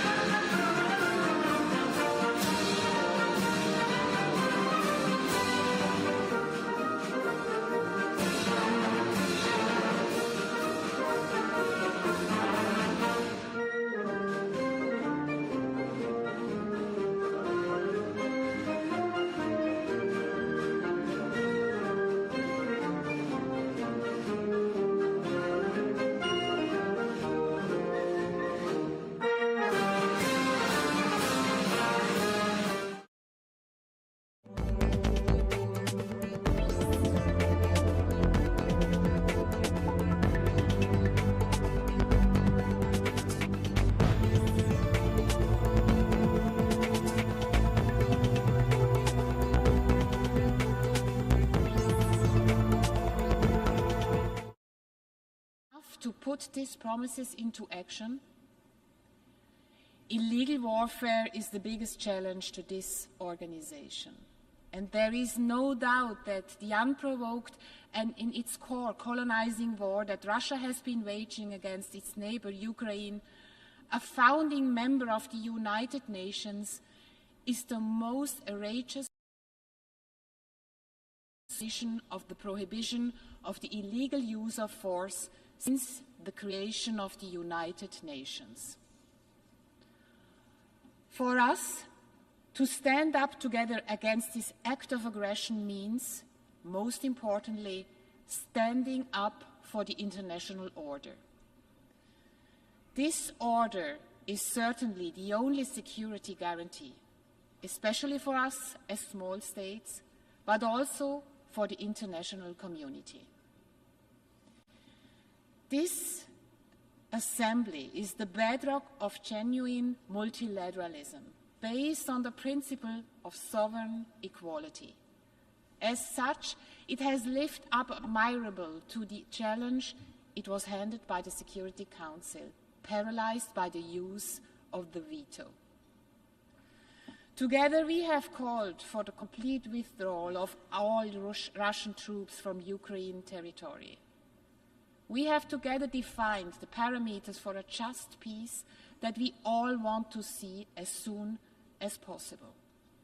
And we have made together the legal determination that the actions by Russia against Ukraine amount to an act of aggression. We yet have to take the next obvious step together to ensure criminal accountability for this act of aggression for the individuals who have ordered it in line with international law.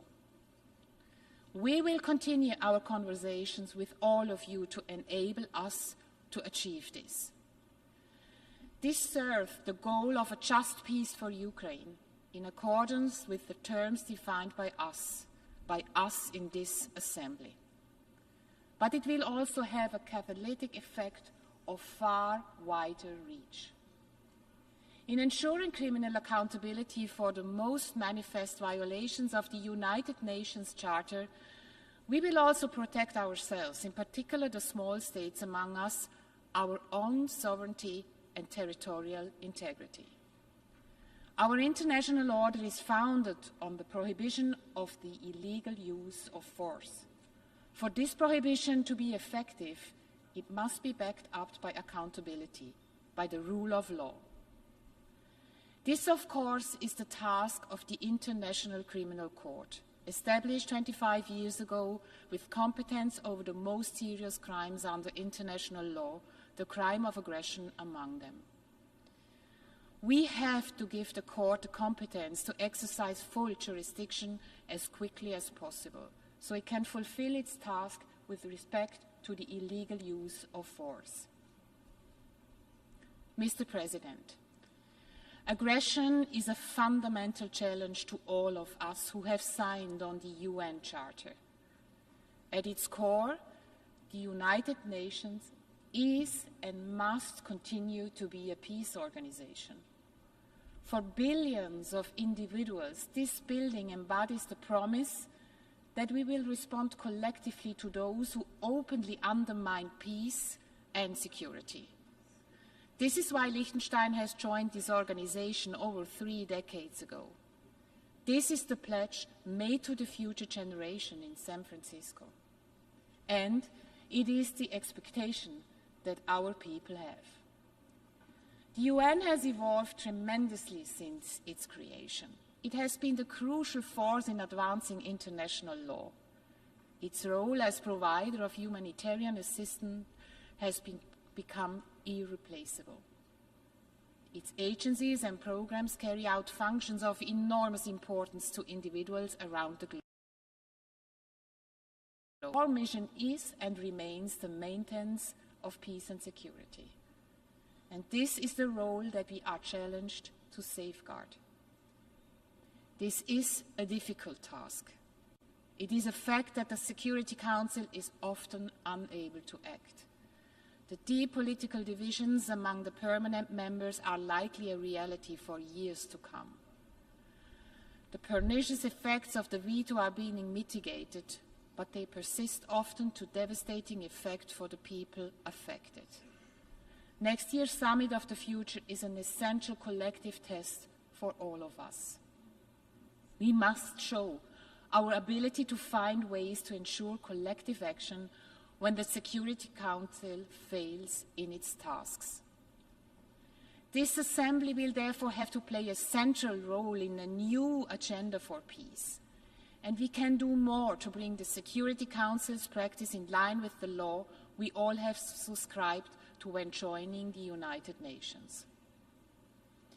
We are proud to have presented to this assembly the veto initiative, which ensures accountability and institutional balance.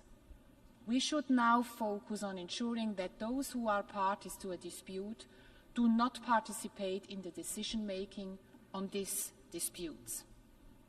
This is simply the law in the UN Charter, and its application has been neglected so far.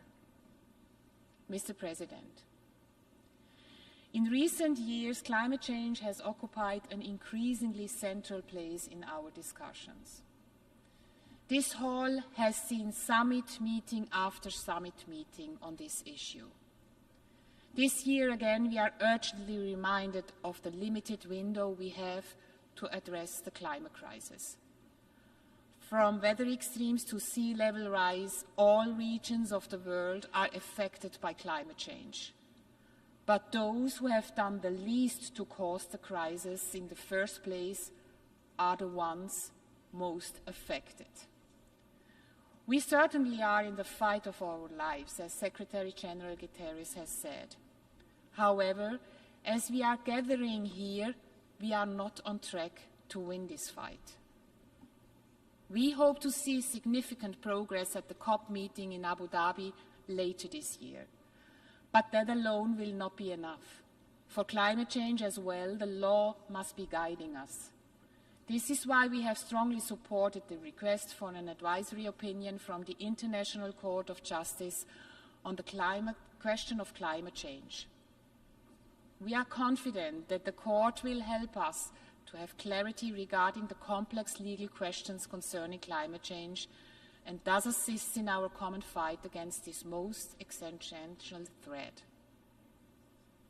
Mr. President, this initiative, led by Vanuatu, was yet another example of leadership from small states, a testament to genuine and effective multilateralism. Small states like ourselves, and we are indeed a majority in this assembly, need the United Nations. But the United Nations also needs us, and more so than ever. It is us small states who look automatically beyond our national interests. We understand that our success does not have to come at the cost of someone else's loss. We look for partnerships as a matter of course and as a way to success. And we work for the rule of law as a matter of enlightened self-interest. At a time of competitive alliance building, our ability and willingness to forge common ground is indispensable for the future success of the United Nations.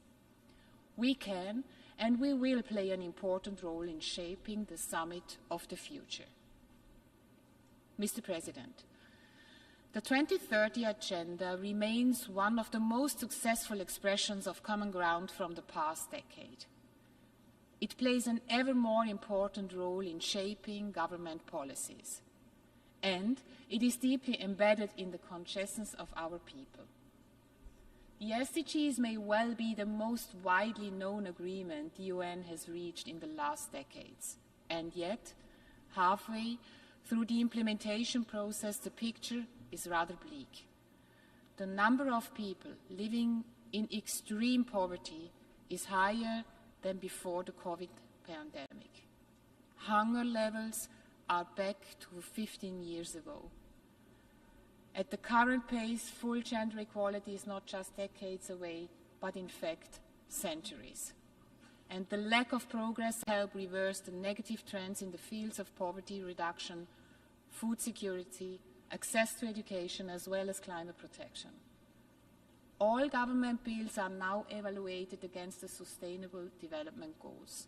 Our commitment to 2030 agenda is a genuine expression of multilateralism, of which we need to see more. Mr. President, gender equality is a central part of this agenda. We will not forget the countless women who suffer from violence and oppression worldwide. We will continue calling out situations of systematic gender persecution from Afghanistan to Iran.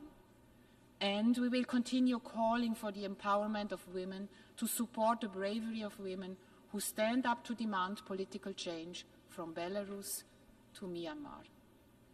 We need women's voices, an active role in our national politics and in international leadership positions, in particular in peace operations. Mr. President, the international community faces major challenges that will shape the future of us all. As highlighted at the beginning, by signing the UN Charter, we have given future generations the promise of all having a prosperous future. We can no longer afford to remain inactive and divided on key issues. Therefore, we have to face difficult questions and different interests. Even if solving these problems is not easy, we must never lose sight of the UN's very main purpose, which is to ensure global peace. This requires the contribution of all states, large and small. Rule of law, democracy, social justice, tolerance, and the ability to engage in dialogue are fundamental conditions for peace. In the spirit of San Francisco, Liechtenstein will continue to advocate strongly for these values within the international community. I thank you.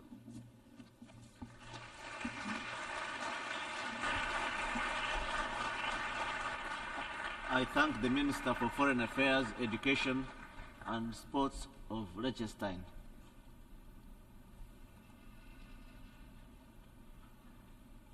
I now give the floor to Her Excellency Catherine Colonna, Minister of Europe and Foreign Affairs of France.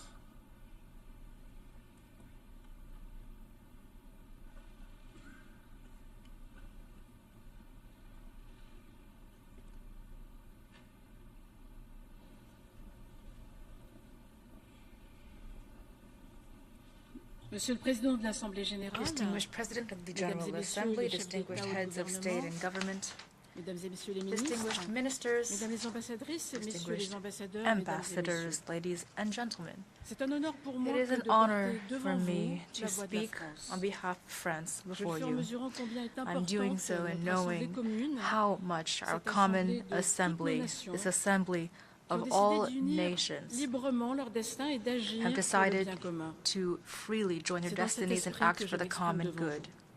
I speak before you L'esprit in de this ceux spirit, qui, il y in a the spirit près de 8 of those décennies, who, almost 80 voulurent years sur les ago, décombres du monde faire sought entrer les to relations build on the entre ashes of the États dans une previous ère world, nouvelle. to bring Une ère institutions où into a chacun new era, comprend que la an défense era de in ses which intérêts passe all par of le us respect des understand principes that while communs. defending our own interests, we Une must ère où chacun abide by comprend common que principles, an le era fort in which we d'aujourd'hui all peut être le understand faible de that demain, those who are mighty today où will be les ennemis weak d'hier tomorrow, peuvent être les where amis the friends, d'aujourd'hui. the enemies of yesterday could be C'est the la friends voie of qu'ont su today. suivre la France et l'Allemagne. That is the path that Une France ère and où le Germany droit encadre took. la An puissance. era Une ère où les when défis power is communs de governed by l'humanité law, when the sont common enfin challenges of relevés humanity ensemble are et at non last dans taken on le chacun collectively pour soi. instead of C'est along ce the que nous lines avons of appris every à man faire for en himself. surmontant en It's what we Europe learned to do des in Europe. siècles de conflits We overcame par la centuries coopération of et conflict par la through confiance. cooperation and trust. C'est cette recherche du bien commun, c'est It is cet this esprit des quest Nations for Unies the common qui good, the anime l'action spirit of the internationale de UN la France. that guides C'est France's l'esprit d'une international puissance action, the spirit confiante dans ses of a principes, power solidaire et that is toujours confident in disposée its à principles, agir compassionate, and collectivement always willing pour to le bien act commun. collectively for the common good. Nos principes, quels sont-ils? What are our principles? Ils sont ceux que cette They Assemblée are the a principles réaffirmés à that this d'écrasantes assembly majorités lorsqu'elle a reaffirmed condamné by a vast majority l'agression when it russe contre condemned the Russian l'Ukraine. aggression against À déjà Ukraine 3 3 reprises. times now already.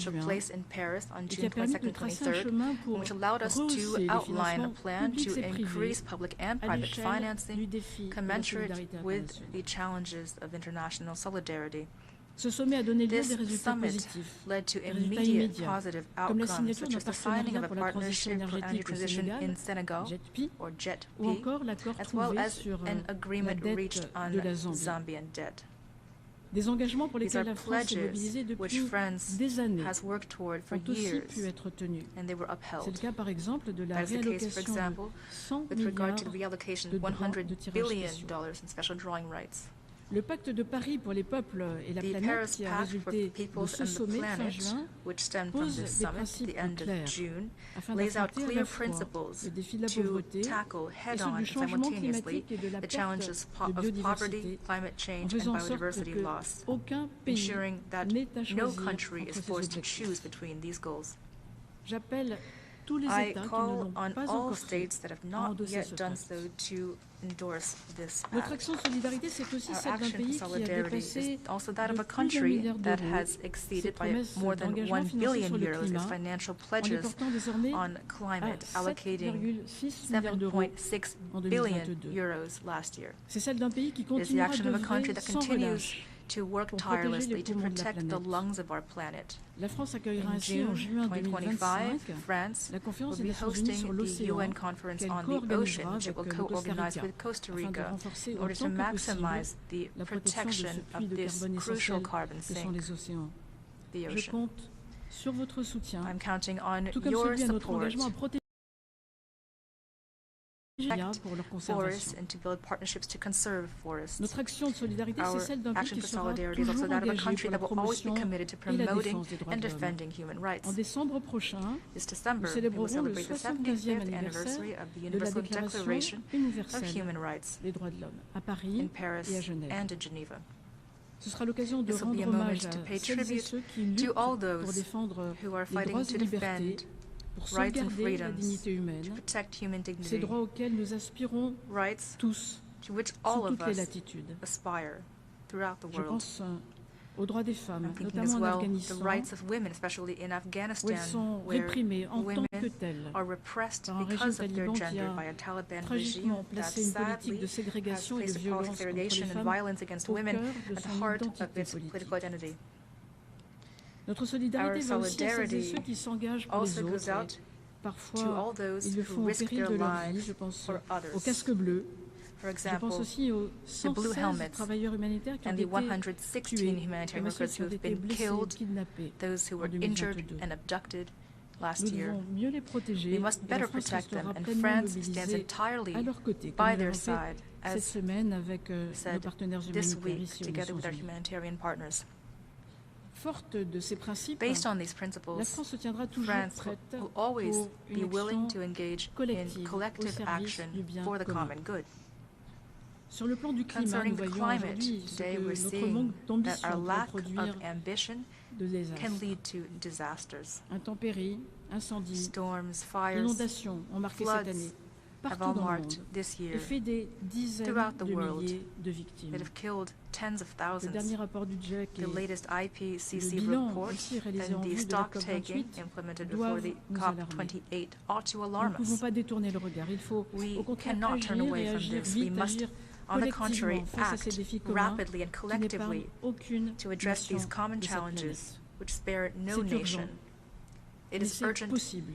Et pour cela, nous avons une méthode éprouvée qui nous a permis d'obtenir des résultats par le passé. C'est celle du protocole de Montréal qui a permis à l'humanité de régler le problème de la couche d'ozone.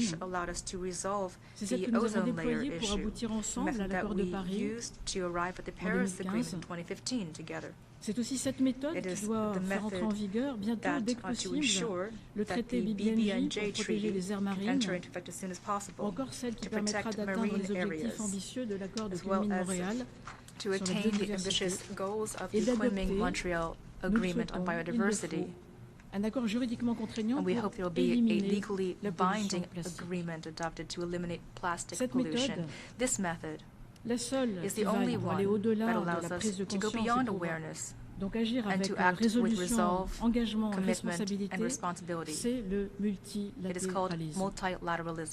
Et face à la destruction climatique, face à la démolition de notre habitat naturel, face à l'appauvrissement généralisé de notre biodiversité, eh bien vous pouvez compter sur la France pour rester en initiative. La méthode multilatérale, c'est aussi celle qui nous permettra de résoudre les crises internationales qui se multiplient. Au Haut-Karabakh, la communauté internationale doit assurer qu'une population soumise à 9 mois d'un blocus implacable et à une récente campagne de bombardement et de destruction puisse voir ses droits et sa sécurité enfin garantis. Orders imposed upon a besieged civilian population cannot be a solution. And the threats against Armenia itself and encroachment on its territory already documented must end. In Africa, we believe in African solutions to African problems, and we support African regional organizations whenever they ask for our support. We do so in Niger, where France supports ECOWAS and its efforts to restore constitutional order, which has been threatened by force since the democratically President Mohamed Bazoum has been dealing with an attempted coup. In Sudan, a deadly war has been raging for over 5 months. Civilians are the primary victims of this heinous conflict. It is our duty as the international community to continue unflaggingly to seek solutions for peace. We once again urge the belligerents to cease hostilities and to spare civilians, to permit a humanitarian ceasefire, and to generate an inclusive political solution. Nor can we tolerate the conflict in the east of the DRC, which for so long has been based on the same grounds and caused the same casualties. There as well, France supports regional mechanisms for conflict resolution to facilitate a negotiated and peaceful solution. France is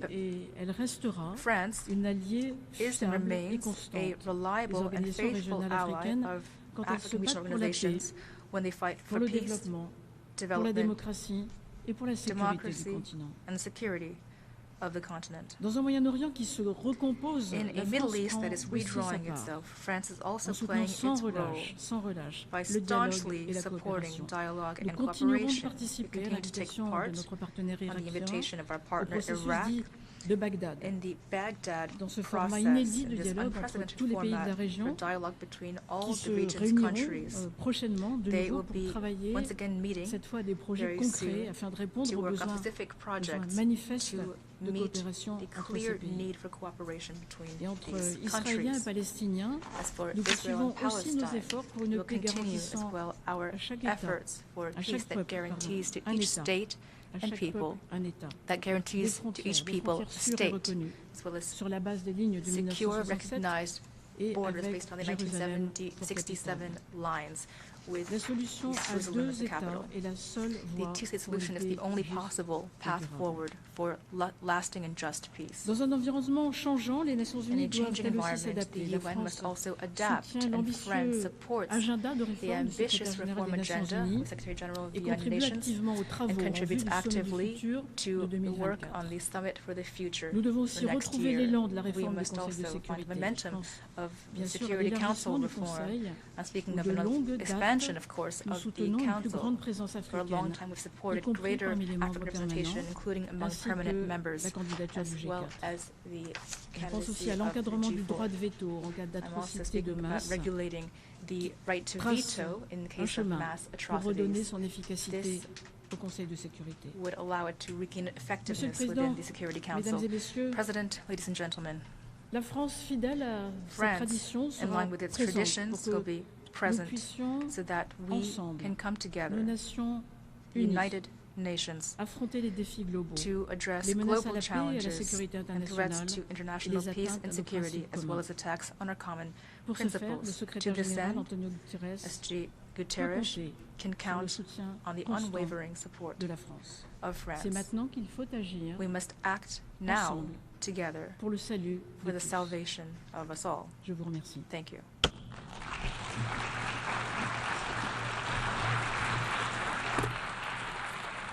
I thank the Minister for Europe and Foreign Affairs of France. I now give the floor to His Excellency Dan Jorgensen, Minister of Development and Global Climate Policy of Denmark.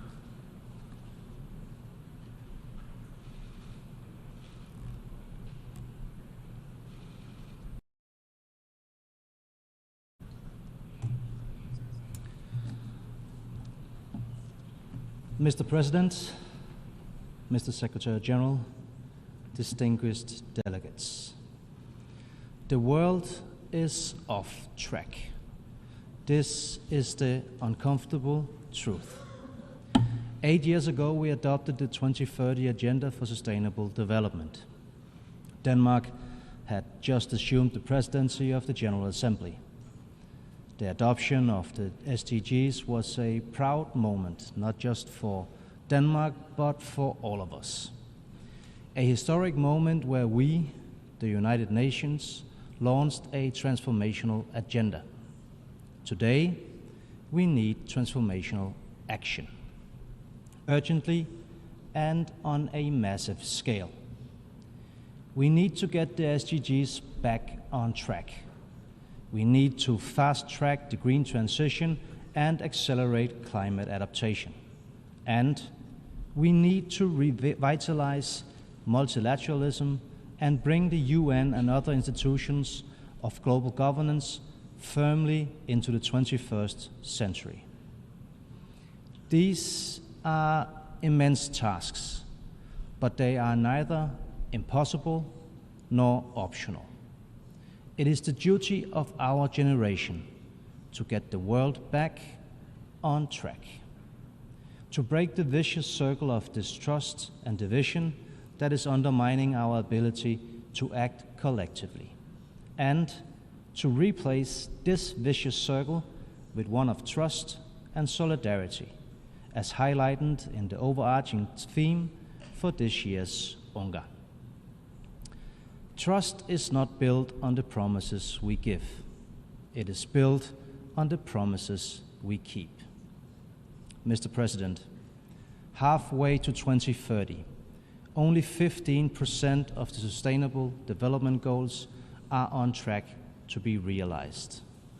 The rest are only progressing slowly. Some are even moving in the wrong direction. This year, we celebrate the 75th anniversary of the Universal Declaration of Human Rights. And it is as relevant today as ever. The SDGs seek to realize the human rights of all. Yet, human rights are under pressure around the globe. This is not least true for women and girls, more than half of the world's population. For the first time in a generation, extreme poverty is increasing. Hunger levels are surpassing those of a decade ago, while climate shocks are hitting those most vulnerable at an accelerating speed. More than 360 million people are in need of humanitarian assistance worldwide. All governments have a responsibility to prioritize the SDGs at home. But for some countries, that is easier said than done. According to the Secretary General, developing countries need a staggering $3.9 trillion between now and 2030 in order to achieve their goals. To bridge that gap, it is necessary for others to help. It is our shared responsibility. For more than 40 years, Denmark has met the UN target of providing at least 0.7% of GNI for development assistance. And we continually encourage other rich countries to prioritize this target as well. But even if we all lived up to the 0.7 UN target, it would still only cover 10% of the financing gap. It is simply not enough. We need to find new, innovative ways to finance the 2030 Agenda and to realize the Paris Agreement's goals by mobilizing domestic as well as international sources, including private capital. This year, Denmark is increasing our grant-based climate finance to the highest level ever. $745 million, of which approximately 60% will be allocated for adaptation. Next year, we will double our contribution to the Green Climate Fund to approximately $234 million. We are also increasing our support to the Danish Development Finance Institution, enabling it to triple its annual contribution to climate finance in developing countries, from $300 million today to approximately $900 million towards 2030. Denmark, a country with a population of just below 6 million people, expects this year to contribute more than 1% of the $100 billion target. We expect our share to be even higher next year. For Denmark, delivering on our promises is a matter of assuming global responsibility as well as showing international solidarity. Mr. President, to mobilize financing for development and climate action, we also need to better leverage the enormous potential of the international financial institutions. The development banks, including the World Bank, must raise not billions, but trillions of dollars for climate action and the SDGs. Growing burdens of debt are keeping struggling economies in a deadlock. A new creditor landscape is challenging existing mechanisms for debt treatment. This is a challenge we need to tackle together as a global community and with the constructive engagement of all creditors. Denmark is deeply engaged in these efforts. We will be pushing for the highest ambitions at the upcoming annual meetings of the IMF and the World Bank in Marrakesh, as well as at the COP28. The international financial architecture must be revised. Who decides? Who benefits? Is it fair? Is it working? This is a conversation we need to have. The international financial architecture must reflect the world of today rather than the world of yesterday. Mr. President, the climate emergency is worsening. 2023 is on track to become the warmest year ever recorded. Unless we do something dramatic, the extremes of today will soon become the new normal. Denmark is urging the world's biggest emitters to reduce their carbon emissions, phase out fossil fuels, and commit to renewable energy. At the same time, we need to scale up significantly our efforts to adapt to climate change and address climate-induced loss and damage. Despite having contributed the least to climate change, it is the poorest and most vulnerable parts of the world who suffer the most devastating consequences. We need to make COP28 the turning point in overcoming this global injustice. As stated in the African Leaders' Nairobi Declaration on Climate Change and Call to Action, no country should ever have to choose between development aspirations and climate action. We agree. The fact is that it no longer makes sense to talk about sustainable development without factoring in climate change. We're wasting valuable time and limited resources if we do not integrate our efforts for sustainable development and climate action. Mr. President, we are off track. And to get back on track, we need also to look at core institutions of our multinational system and bring them into our time. The world deserves a more representative, transparent, and accountable Security Council, one that is better equipped to address global challenges. The Security Council needs to better reflect global realities as well as the desires, needs, and concerns of people all over the world. This includes limiting the use of veto, also through voluntary restraint and enhanced accountability vis-à-vis the General Assembly.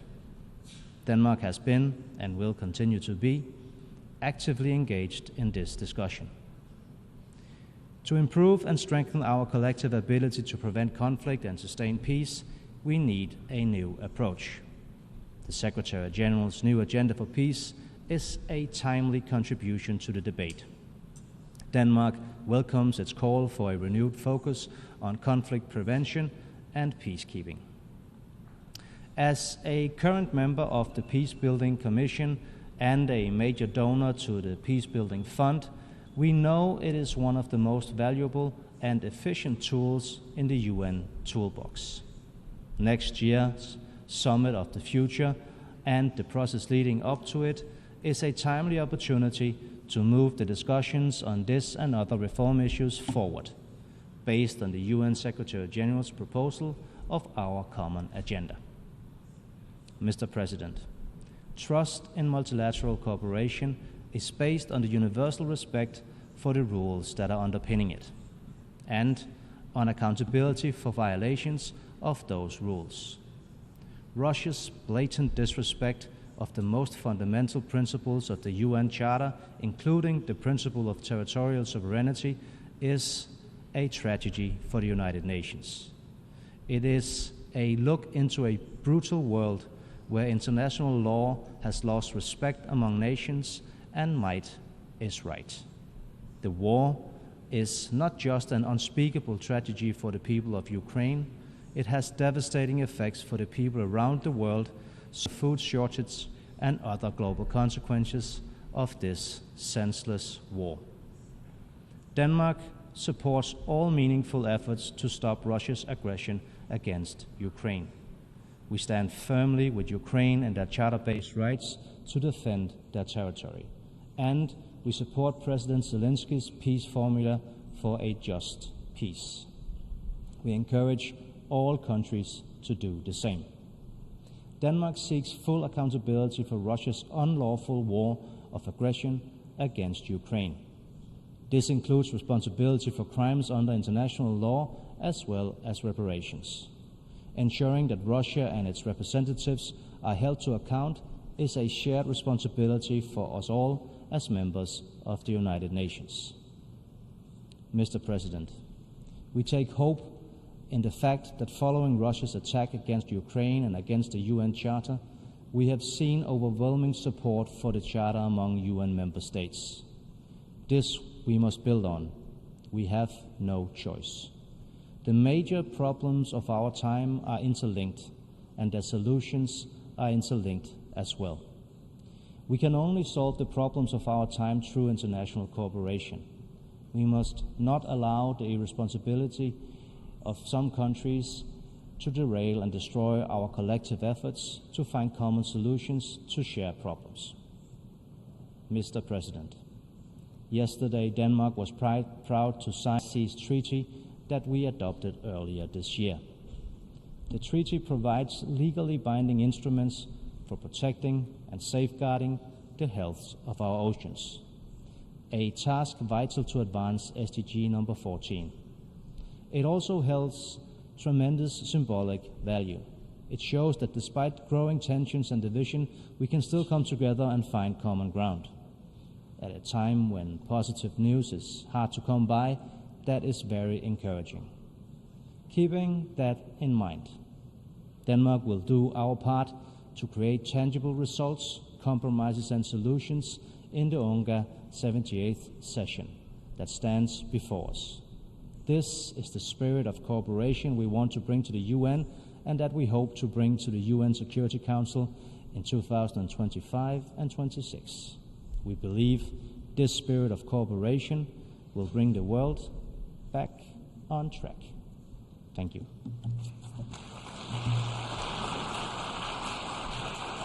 I thank the Minister for Development and Global Climate Policy of Denmark.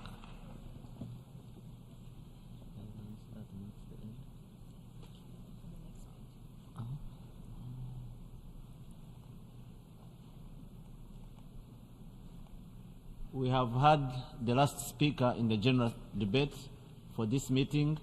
We will continue the general debate tomorrow at 9 a.m. in this hall. The meeting is adjourned.